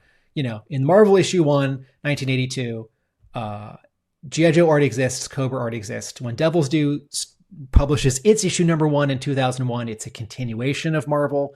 When IDW starts its new continuity in 2007, I forget. Well, there are 3 series run at the same time. So, slightly different takes on the timeline, but so I don't actually remember. But, and then when the Energon universe starts, there is no G.I. Joe. And when I sell people at my store on the Duke miniseries, Cobra Commander miniseries, Destro, Scarlet, and like Transformers issue 2, I point and I say, this is them forming the team. And then there's this monthly called G.I. Joe. So it's upsetting to see a Joe lose someone who means something to them. We sort of only heard about this or seen this in flashbacks, but it's happening in the present tense here in this scene. And unlike Skybound, where we've yet to be introduced to Snake Eyes in that universe, here at the off, we have got Snake Eyes fully formed in his in a visor costume, and setting up as a sniper on the rooftop, and then hiding into a duct for some reason at Fort Detrick, Maryland, U.S. Army Medical Research Institute for Infectious Diseases, where Scarlet is being treated. But we don't really, in this issue, we don't quite understand what the deal is with Snake Eyes. It is worth just repeating that he does show up in that 6-page prequel. We don't see his face. So presumably he's already been injured and he doesn't speak. They say he's the guy who doesn't speak. So yes, Snake Eyes does show up in the prequel story in the first issue, seemingly fully formed. And the way that this scene plays out, he's protective of Scarlet, but it is unclear. And I'm fine with, I'll say vague. not unclear. I'm fine with the amount of vagueness. It's not unclear, like, I don't know what's going on. I do have a problem, though, something in terms of what's going on, is that the page that we're looking at right now, page 22, Snake Eyes. Okay, page 22, new scene, we cut to this military installation with barbed wire. It's nighttime. This guy in black is scaling the building. And then you turn the page, and from page 22 to 23, we're down on the ground, and there's a military guy who gets out of a military building, and then Snake Eyes is crawling under the barbed wire, and then he's planting a bomb. And I thought, oh, he's wearing night vision goggles now. And then that, oh, no, this is someone else. Oh, it's Firefly, I think. And then I thought, okay, that's not unclear. It might be confusing, because if I didn't know G.I. Joe, the three costume cues that differentiate Snake Eyes from Firefly, right? Snake Eyes has the silver visor. Firefly has night vision goggles. Firefly has like ribbing on his, sort of the way that Beachhead's, mask is, like his sweatshirt, whereas Snake Eyes is wearing other, gear. And then it's subtle. Snake Eyes has some blue in his black costume, and Firefly has some, it's sort of a reddish green. It's really subtle. I don't know if the colorists were trying to make them different or just sort of got lucky. So they are different costumes. But I gotta say, if you're reading this a little casually, if you're not like really paying attention, or let's just say paying attention, you're going to turn the page and think that you're like still on the roof, and there's like a part of the building that sticks up even higher, or like, oh, how'd the mystery guy in black who's wearing a mask get down here? Oh, he's planting a bomb. And I think to your point about if you haven't read a G.I. Joe comic, this transition from page 22 to 23 is asking too much, and it needs like one thing for sure, but at least I think two things to differentiate them. And what threw me off was these two military guys, the guard or the person driving him to get out, they're walking in the doors and they're talking, right? We transferred her here at 1600 hours, sir, as per your order. And then the other guy says, any hostiles entering her hospital room of record? Well, they're going to get a big surprise. Sharp work, Corporal. We'll be out of your hair in no time flat. And then Snake Eyes talks, and he says, not flat, Colonel, splat, in a blaze of glory. That's here you're going. And then, oh no, the word balloon pointer ends on the barbed wire. Oh no, Dreamer Design, don't put the word balloon there. Okay. And then Snake Eyes keeps talking, but it's not Snake Eyes, it's Firefly. And I should have paid a little bit more attention. I got it a panel later. But I do think when you have a character all in black and another character all in black, and they're like wearing masks and they're creeping around the same building, here are my two suggestions for how to differentiate them even more. And the fact that one of them talks isn't enough, because that could be a mistake. And I know that's disingenuous. So one, make their costumes and colors even more distinct, right? Like, the 80s action figures, Snake Eyes is in black and Firefly is in gray. And in comics, coloring and inking, sometimes those two are the same thing, but like, no, you can differentiate these even more. Two, I would have on the previous page, Snake Eyes is always facing from left to right. When you turn the page, I would have Firefly always facing from the right to the left.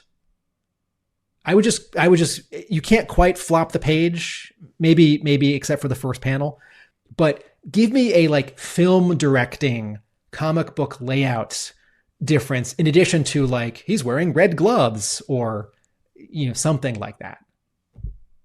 And in Blaylock's sort of introduction in the Toy Fair issue, he has a bit of a preamble kind of interview.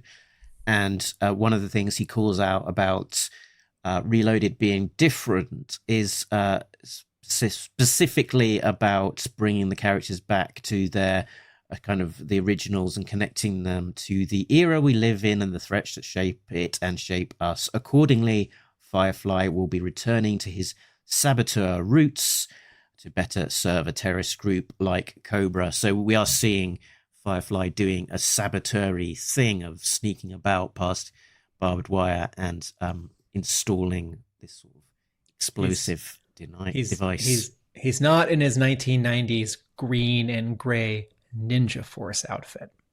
That's for sure. Yeah. I wonder what they meant by that thing. Any hostiles entering her hospital room of record, well, they're going to get a big surprise. Do they mean that Doc is protecting her? Because we do get a guy entering her room on the next page, Snake Eyes, who then looks at her dog tags for some reason and then disappears. Now, not really sure what this scene's all about. Any clues? No, I'm leaning back on my previous knowledge of G.I. Joe, where these two characters love each other. I don't think they've met, but maybe they have, and so Snake Eyes is being protective. But maybe in a later issue, Hawk or Duke is going to say something like, I sent Snake Eyes to do some extra recruiting, and he made sure that O'Hara was safe, or. I'm okay if this doesn't get explained. This page that we're looking at, this wordless page, and except for her saying, hey, when she wakes up, and hey, cool, everyone, a wordless page. 2 wordless pages with Snake Eyes. That's great. Him crawling up the building. Maybe it's he's come to look after protect this person, Scarlet, but he doesn't know who she is yet, and he's seeing her for the first time, and he wants to learn who is this beautiful lady that has suddenly infatuated me, and so he's looking at her dog tags to find out who she is. Maybe I'm okay. So if he's sneaking into this room, I feel like he's looking for her specifically, and then looking at the dog tags would be a confirmation that it's really her. Although maybe you would do that with the clipboard or the chart, on the wall or the side of the bed. This page is a big question mark for me, but not in a bad way. I feel like this is a mystery that this first issue can leave unexplained, that it will pick up later, because this series was going to, go on for a long time, and these character relationships were going to get expanded and mysteries revealed. So this isn't confusing, like bad. This is like, I want to know more. And then there's this element of, is he a ghost? No, but does he, he's a ninja, so he can just sort of vanish like that. And he was there just a moment ago. And then on the next page, she says, I thought someone was here. But to go back to your comment from the page before that, when the military guy says, any hostiles entering her hospital room. Any hostiles entering her hospital room of record. Well, they're going to get a big surprise. So is there a decoy? Is she not in the room that someone thinks she is because of the Zartan security breach back at the Pentagon? Or is this only a moment later and it hasn't been resolved? Is this like Zartan's disinformation working its way over? Right, that may be, sure. She's on record somewhere on the system that she's in a particular place and they've moved her. Okay, so maybe if Zartan did know where she was now, he wouldn't, perhaps. But then as she wakes up, we are introduced to Doc, but not the Doc that we remember, because it is a lady. Captain Carla W. Greer, who is helping to treat Scarlet. So there is a trading card from the 30th anniversary or 30th salute set. Everyone remembers the Impel G.I. Joe trading cards from 1992, where there's a bunch of new artwork by guys who had drawn the comics of all the characters and all the vehicles, and then a bunch of cards that reprint covers for G.I. Joe and special missions. And those cards all have white borders. There was another set that was released in 1994 from Comic Images, which was this anniversary set. And it was like a history of G.I. Joe. And it was photos of toys. And there were a couple cards at the end of the set that showed some prototypes and concept art from Hasbro. And one of them, am I remembering this correctly? I'm not making this up, right? One of them is a Ron Rudat drawing of a black woman. Anyway, there was this idea that, Ron Rudat, figure designer at Hasbro from 81 to, he was at Hasbro before the 80s, but on G.I. Joe from 81 to 86, he drew dozens of drawings for every toy that did get made, and he drew dozens or hundreds of drawings of figures that didn't get made. And so if you see one drawing that's got a different color scheme or of a figure that didn't get made, please don't think like they almost had a man with a dog face and claws for hands and rockets on his feet. It's like, no. That was one of many ideas, and they probably shut it down after like an hour. There was a Ron Rudat drawing of a black woman doctor. Oh, here we go. That one. Okay. Yeah. I got it. Are you holding it up? Yes. Okay. So Ron Rudat drew this black female figure, and maybe she wasn't a medic, but no, she is, because she has a red cross on her shoulder. Yeah. Okay. Right. Anyway, so this is, we think, a reference to that if you take the character of Doc, who was a G.I. Joe figure and who was on the cartoon and in the Marvel comic book, and you update them somehow for this new continuity, it's like, what are you going to change? It's like, well, they're a kid, or they're a robot, or they're like not a black guy. Like, oh, what if it's a black woman? Like, oh, well, there's this black woman in G.I. Joe who's never been a part of continuity, but there's this bit of artwork which got out there in that trading card set. And, like that piece of artwork that's reproduced in the trading card set sort of gains importance because that was in a trading card set. But like I said, Ron Rudat drew hundreds of things that didn't go any further, that, either some collectors have and know about, or none of us will ever know about because that stuff's gone. And so this is an Easter egg, or sort of a reference to like something that never was. And it's a way to add some diversity to G.I. Joe, because this new version of G.I. Joe has a higher percentage of women to men. So, but remind me, Doc's real name in the other continuity is Carl Greer? I think so. I think it's Carl and Carla. Mm-hmm. Okay, so here she is Carla. Okay, and she's actually cool. That male to female ratio was something that sort of struck me as we sort of finished out the book with that kind of lineup on page. We go towards where Hawk says, "Are you joining the team, all of you?" Yeah, that you've got a team of Scarlet, Doc, and Lady J, and on this particular panel, we've just got Duke, Stalker, and Beachhead. So, very balanced male to female. Yeah. Okay. So Scarlet says, "I'm in. People went after my family, and if I'm going to join this team, I want this awesome doctor who saved my life in a badass way. She's in too." And then, here's an error detected on this page that you've got on screen right now. This is page 27. In panel 3, Hawk's cup of water is being shot by Snake Eyes. And then on the bottom panel, Scarlet refers to it as coffee. Uh-huh.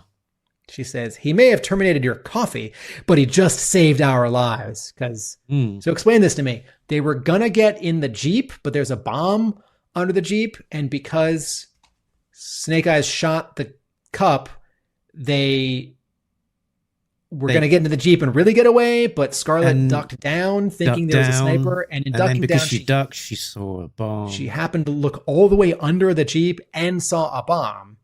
I think if I was Snake Eyes, I like this. I don't want to be a jerk about this. I think this is a really good idea that's almost there. And I think it could be straightforward, a little more straightforward. If I was Snake Eyes, I might just like keep shooting, shoot 3 more times and sort of herd them away from the Jeep. Although, I don't know, maybe that doesn't work. Maybe if you shoot any part of the Jeep, you've seen a million chase scenes in movies where they're like, get in the vehicle and get away. And like the windshield gets shut out. And then the trunk gets shot and they're still in the Jeep. That's if they shot the tire, if they shot the tires out so that they couldn't use the Jeep, I don't know. But this is like a Hammer or a Humvee. Can you shoot the tires out? I don't know. It looks like he's got kind of a Barrett style, heavy duty sniper here. So, right. So the end of it is like a weird glowing thing. So who knows? Then next up, they get away and then they get up. Beachhead. Master Chief Wayne R. Sneeden is recruited by Duke and he gives this sort of broken dagger as some sort of secret message from Hawk that he would recognize. And then they're reunited with Stalker and Lady J, who he has some sort of former connection with. And explain that they were blinded by this Cobra laser. And Stalker does have facial hair. Right. Yeah, he does now. Yeah.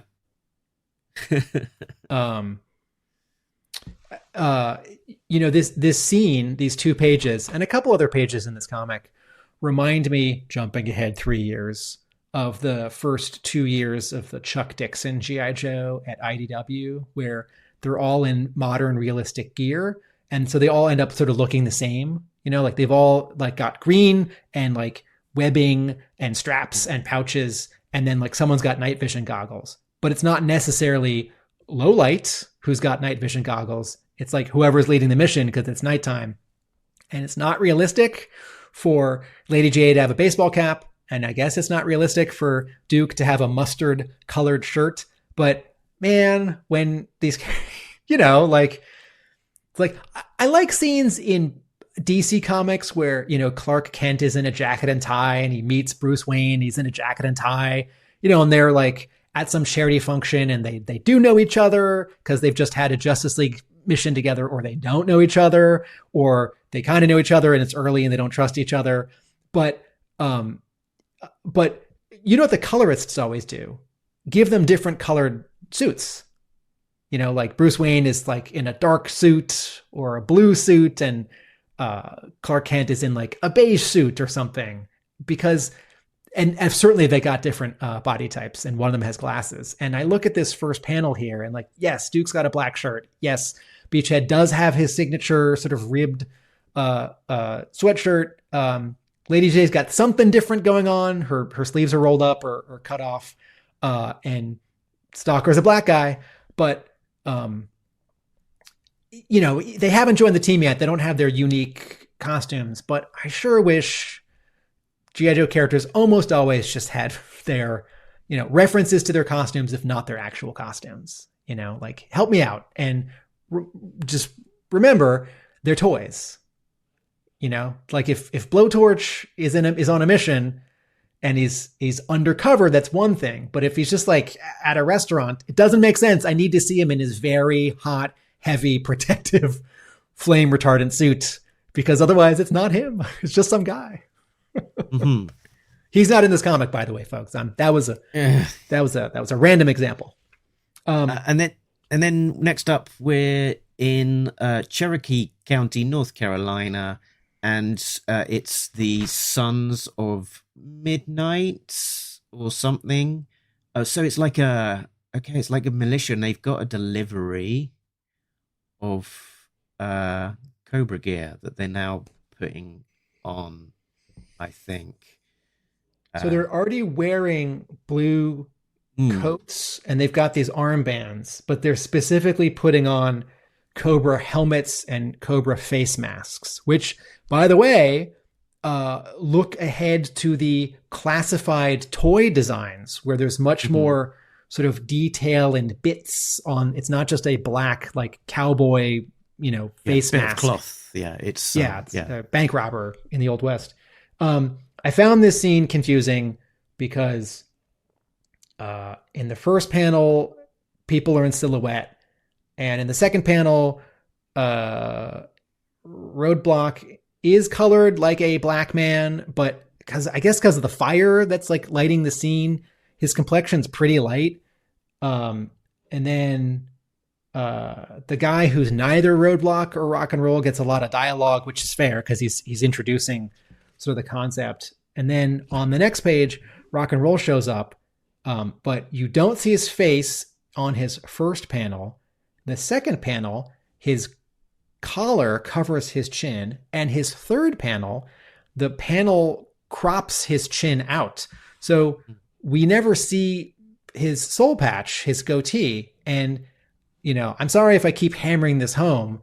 But like the one thing that makes him look, I guess his hair is kind of spunky, but the main thing that makes him look like Rock and Roll, if he's not holding a certain weapon or wearing a certain uniform in this new version, is the hair on his chin. And Javier Salters, I think inadvertently, but goes sort of out his way to not show it on this page. And it's like, who is this? And I know he's identified in the story, but hold my hand. Yeah, and I think I was sort of just skipping along a little bit quickly, and I didn't fully take in that last panel with all of that exposition where Rock and Roll and Roadblock meet and explain to each other kind of that they are both reporting into Hawk and that their code names are Rock and Roll and Roadblock.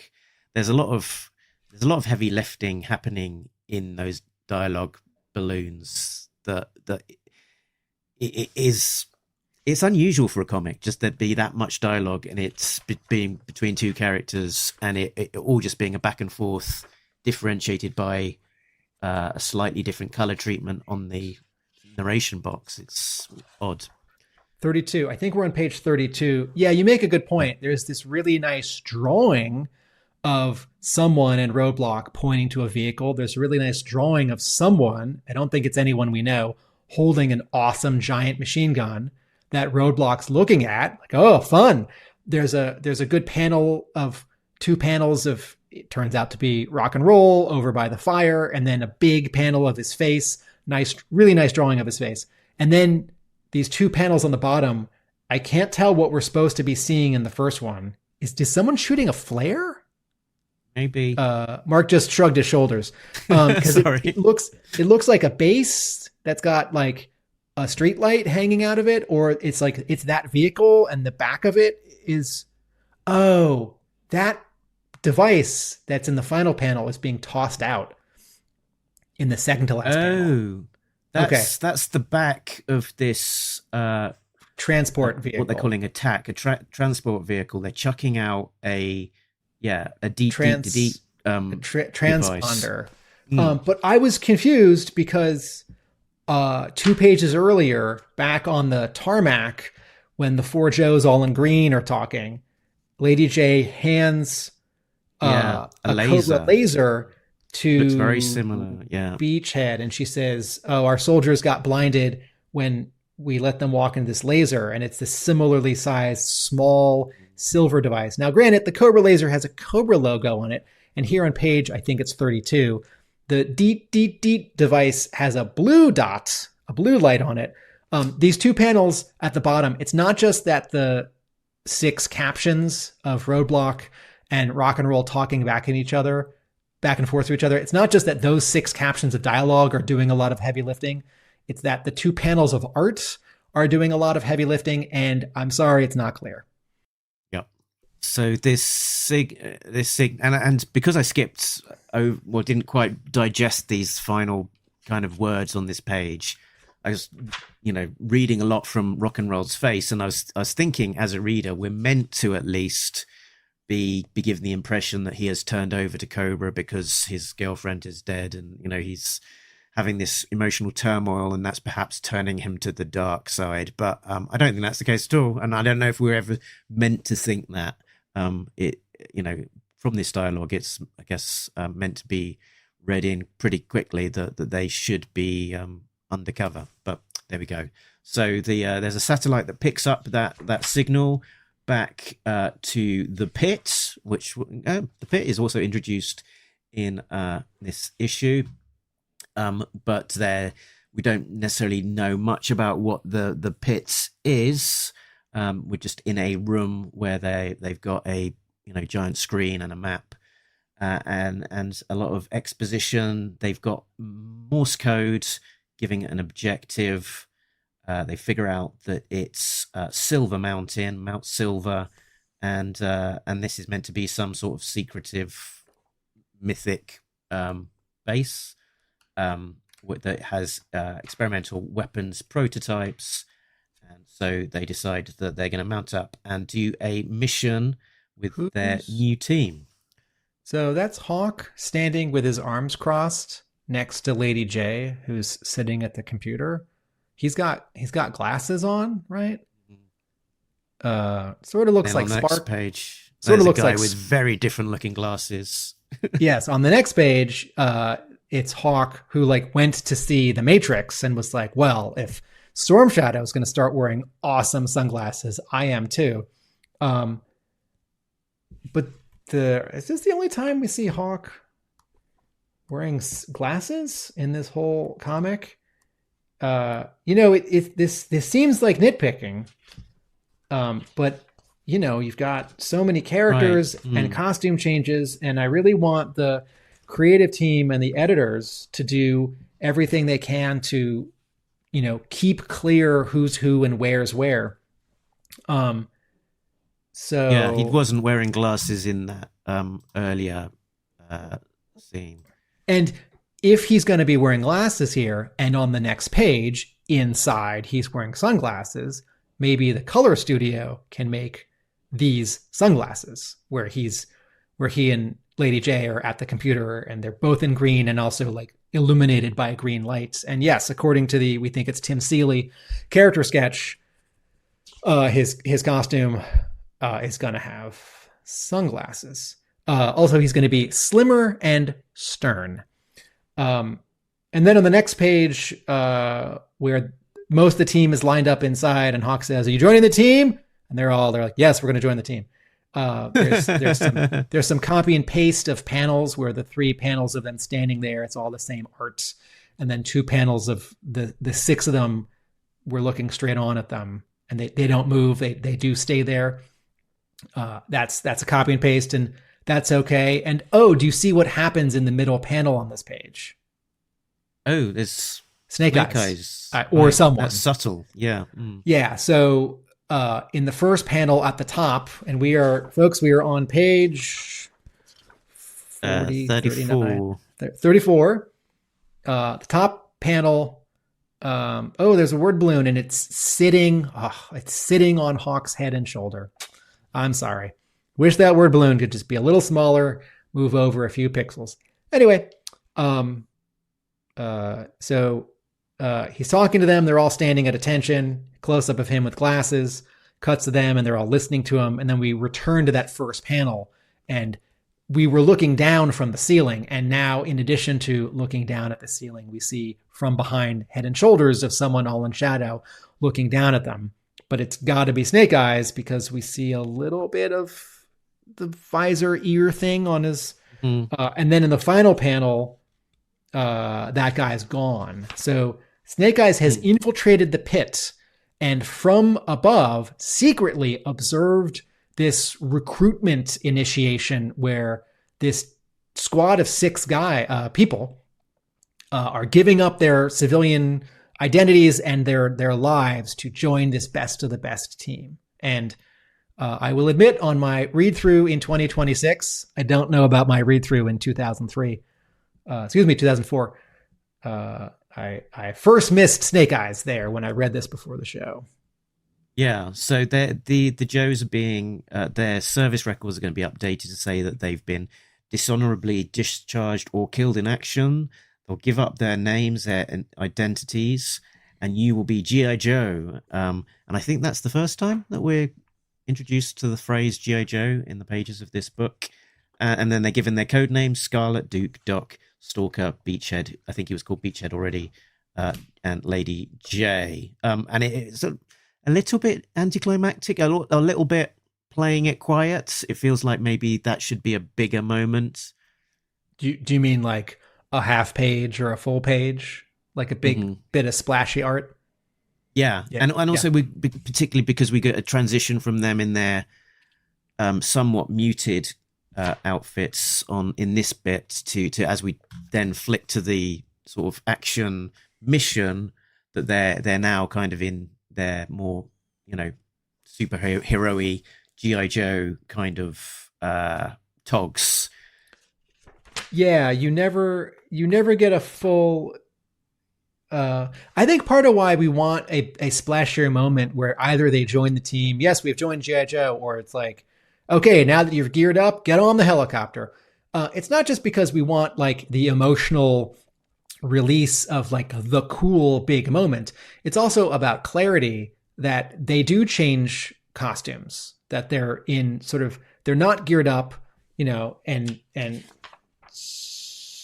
when you turn the page and they're on this mission in the helicopter, as you said, Beachhead does have his mask. Scarlet is wearing her actual Scarlet costume, but over the following 3 pages, you do see the costume. You never get a full good look at it. And I think that's a sort of representation of how crowded this issue is. That this issue really wanted like 8 more pages so that 2 scenes could be longer and a couple scenes could just have a little more breathing room. And again, I appreciate always how dense Devils Due stories are in terms of dialogue and action and movement. And I don't just want like a splash page for the sake of a splash page. Like, show me the cool Joes and their cool costumes. But, like their costumes are part of the fun. Yeah, it feels like this last kind of mission bit is almost just a bit too much. You kind of getting to a natural conclusion for the issue, and then the mission itself just feels very condensed and confusing as a result of them trying to cram in an awful lot very quickly, and to the point of an awful lot going on and very quick. You've got Snake Eyes jumping off the back of the helicopter, having somehow snuck into the pit and then onto their transport, and as he's tailing the rear of the team, getting immediately into a sword fight with Storm Shadow, who is somehow there as they, land at this point as well. And I think the Joes are none the wiser to this whole other kind of duel that's happening behind them. So, okay, on the second to last page, we see Roadblock and Rock and Roll, and they've taken off their Cobra masks, and they're looking up, and Rock and Roll says, "No way." And they're on the left looking right, while the other Joes in the helicopter and having disembarked from the helicopter are on the right looking left. So I think they're all looking at the same thing. What are they looking at?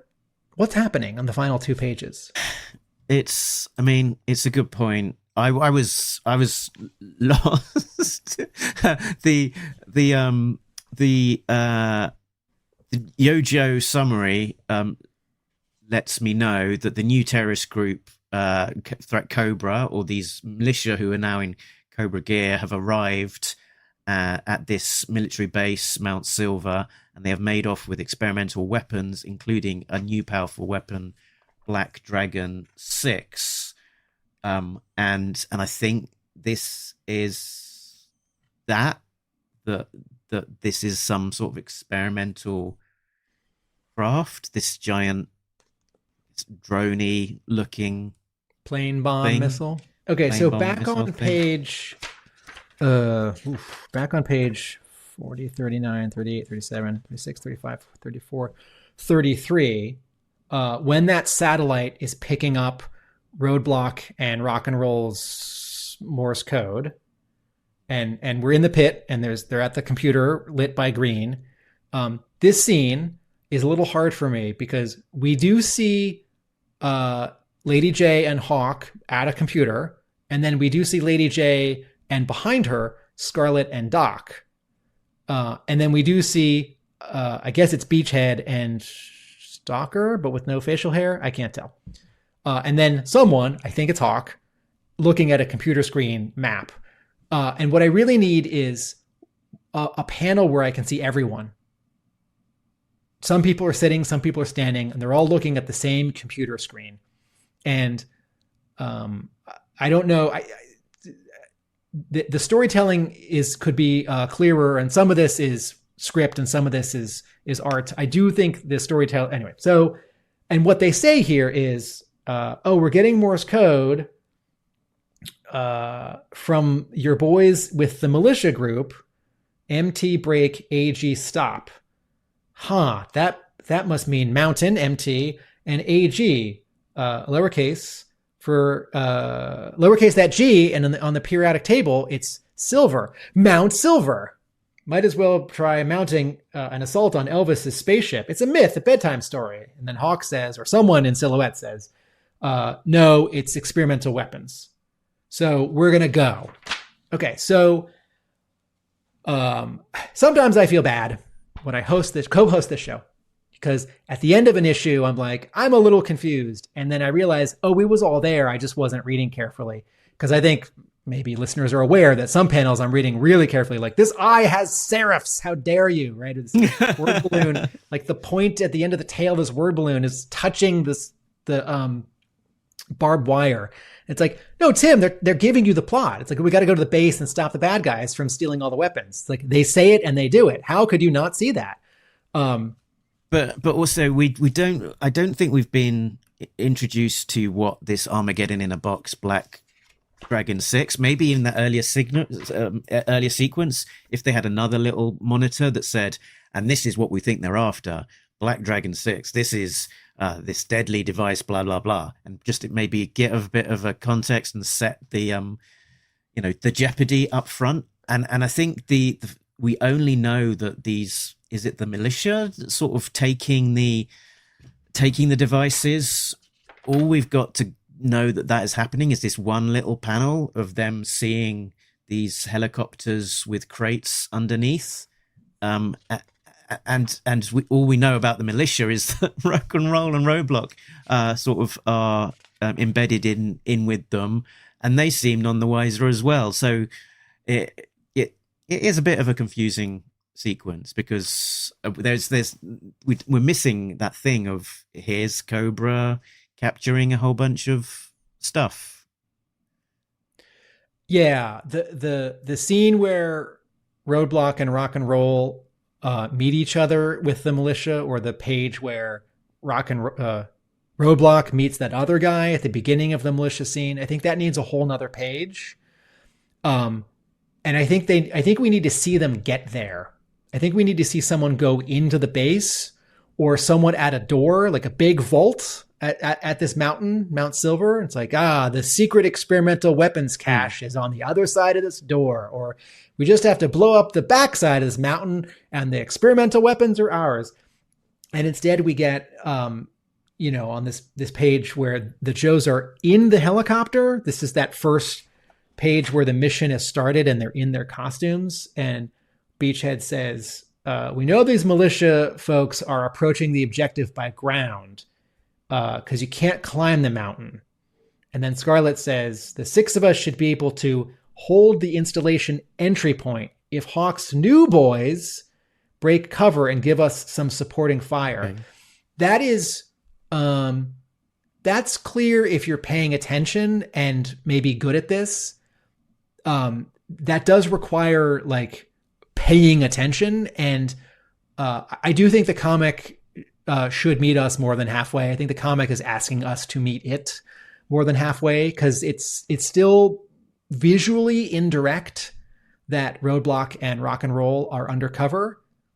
I don't know that I need a panel where they tear off their blue uniforms and they've got their G.I. Joe uniforms, or I don't know if there needs to be a video screen, not just Morse code, where the Joes back at the pit, illuminated by a green computer, see Roadblock on a little screen. And he's like, they're heading to Mount Silver. I like the clever thing about Morse code and Mount Silver and AG. But this page that we're looking at right now, for example, right? The first panel, helicopter somewhere, and then 3 very well drawn, sort of dense panels of Joes on the helicopter, in the helicopter talking. Right. And then the next panel, a helicopter is flying towards a mountain that's on fire with some other helicopters And then is there a helicopter on fire up in the air? Or no, that's part of the mountain in the background, but it sort of looks like it's in the foreground. And then there's this one that blows up. Yeah, and I think Hawk or Duke piloting the helicopter, our helicopter, sees two helicopters and fires a missile and blows it up, and then like ropes come out of the bottom of the helicopter and the Joes rappel down. And you know, if this some of this is definitely working. You know, the Joes are on the left. These two pages, the Joes and the Joe helicopters on the left, facing right, and the bad guy helicopters are on the right, facing left. But they all kind of look the same in terms of helicopter design. They're all the same color. None of them have insignia.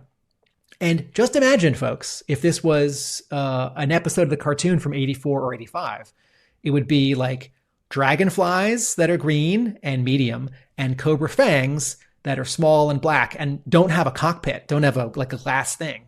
And it doesn't have to be this, but like, why can't those helicopters that the bad guys are flying, why can't they be blue like the militia, or red just to make it clear? So if you read everything and you pay attention, it is all here.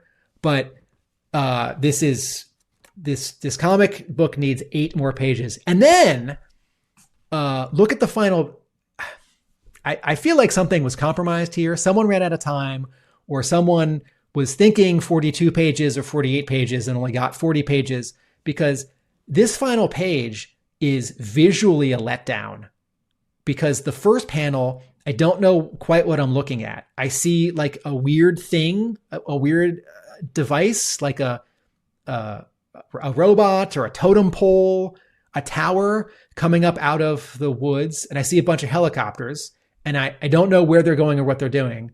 And then I see 2 Joes, and then I see this, you know, drone bomb missile doomsday thing. And then the final panel, I see Duke and Lady Jason silhouettes. And, you know, silhouettes are good, but sometimes they represent a time-saving device. You just ink the person all in black and you don't have to draw them.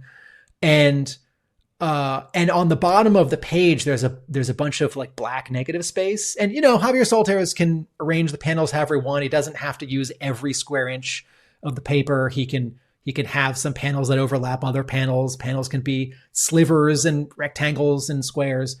But I look at this page and I think, no, that's not the final page. Like, surely I'm going to turn the page and there's like the final page, and it says to be continued in G.I. Joe Reloaded. And I thought, oh, they ran out of space. Some version of they ran out of space.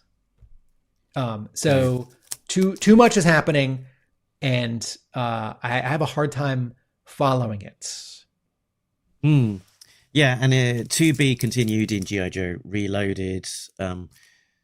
We will pick up our Devil's Due contents with a look at Reloaded before too very long, but yeah, a sort of a confusing way to end the issue, and not necessarily an ending that makes you want to go, yes, need to read G.I. Joe Reloaded #1 to get into this more of this story, and a bit more like, okay, can I point out two things? Maybe G.I. Joe Reloaded might make things a little bit clearer as we get into it.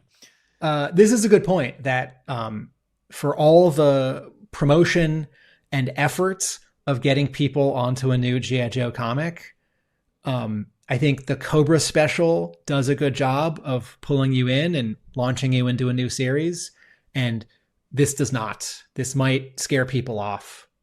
That's pretty strong. This might not entice people. On page 38, which is the third to last page, it's got 3 vertical panels. I just want to point out, Javier Solteros' penciling is really nice. I love all of his poses. I love his running, jumping, fight poses, them coming down from the helicopter. When he drew G.I. Joe later on at IDW, I was really excited, and I would love him to draw some G.I. Joe somehow again. So if I'm picking on the storytelling and the art, I think, you know, when he's got enough space and time, he's a really good fit for it. Okay. This first panel where Beachhead says, why do I already feel like I'm being watched? do you see up by the moon over the trees? There are like 10 like effect lines, and they're white. So, Andrew Pepoy inked them, these like little like dagger stabs, as if someone is like realizing something, or like, oh, some birds are about to like come out of that tree or something.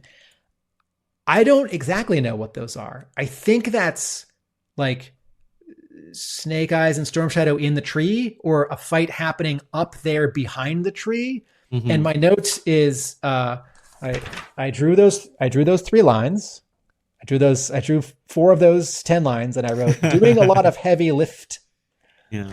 And I think you made a good point where this fight scene, this final fight, already is a lot's going on, and also it has Snake Eyes and Storm Shadow. I also had one other error detected just while I'm pointing out little things in the lettering. Back on page 14.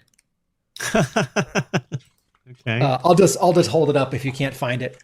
Back on page 14. Oh, there we go. One more. Panel 5. Can you zoom in on that bottom left panel? It won't ever let this go. Hawk comes in, and it's not Duke, it's Zartan, but let's say it's Duke. Hawk walks in and says, "How's our candidates list looking, Hauser?" "Oh, there's supposed to be a comma there." And he says, "How's our candidates list looking, Hauser?" So, as I've said before in this show, direct address requires a comma, mark. That's all. I don't remember my impression of this comic when it came out, but I imagine that I was a little thrown off by the final pages, but still excited about issue 1 of the regular series. Still excited about the writer and the artist and that cover on the first issue of Reloaded, which we will talk about on a separate episode. Do you remember, I already asked you at the beginning, Mark, do you remember reading this at the time? Do you remember in general, like people you knew, or you were on the Devil's Due boards at the time? Do you remember anything of what people were saying either before or after these specials came out? I don't know. I can't remember exactly, but I don't think people were necessarily particularly enthusiastic about it. I think there was a promise that wasn't maybe potentially delivered on as it got going. And I think, maybe people haven't necessarily set a firm judgment on this time. And there was a lot of probably knowing some of the characters involved, a lot of sort of concentrating on like changing of specialities and, that kind of quite, technical kind of getting into the detail of that kind of side of things rather than necessarily the complete art and storytelling at this point. But I think as it got into it, I don't think it necessarily really grabbed people's enthusiasm. I don't remember there being a big buzz as this got going and got further into the run. So probably much the same as I was sort of, giving it a fair shake, but not necessarily being massively gripped by this one. Right. But not having given up hope yet by this point. So we'll get into it in a future episode, and we'll look at how things progressed with G.I. Joe Reloaded. Following up on that, if you're new to G.I. Joe, Talking Joe, you can find us at talkingjoe.co.uk. That is the website that links us to all of the places we can be found. If you are excited about Devil's Due specifically, we've got a whole bunch of episodes devoted to telling the definitive history and review and interviewing of people involved on that. On the YouTube channel, there is a Disavowed playlist that has got most of those episodes linked there. And people that will have seen this episode early will have been the Patreon members. They joined at patreon.com/talkingjoe. So big thanks to Richard, Sam, Shane, Simon, Chris, Joe, Craig, D, Shane, V2. This one has a little soul patch. Infinite Entertainment, Patrick, Gary, V, Coldroff, and B, who are getting early access to episode and some exclusive content. Where can people find you, Tim, when you're not talking to me about G.I. Joe? Watch video essays on YouTube at Atomic Abe. I have a comic book store just outside of Boston. That's Hub Comics. And I write about G.I. Joe at my blog, arealamericanbook.com. Very good. And I think that is us done for now. But before we go, Tim, is there anything you'd like to remind people of? Nobody Beats Talking Joe, an international podcast. Laters.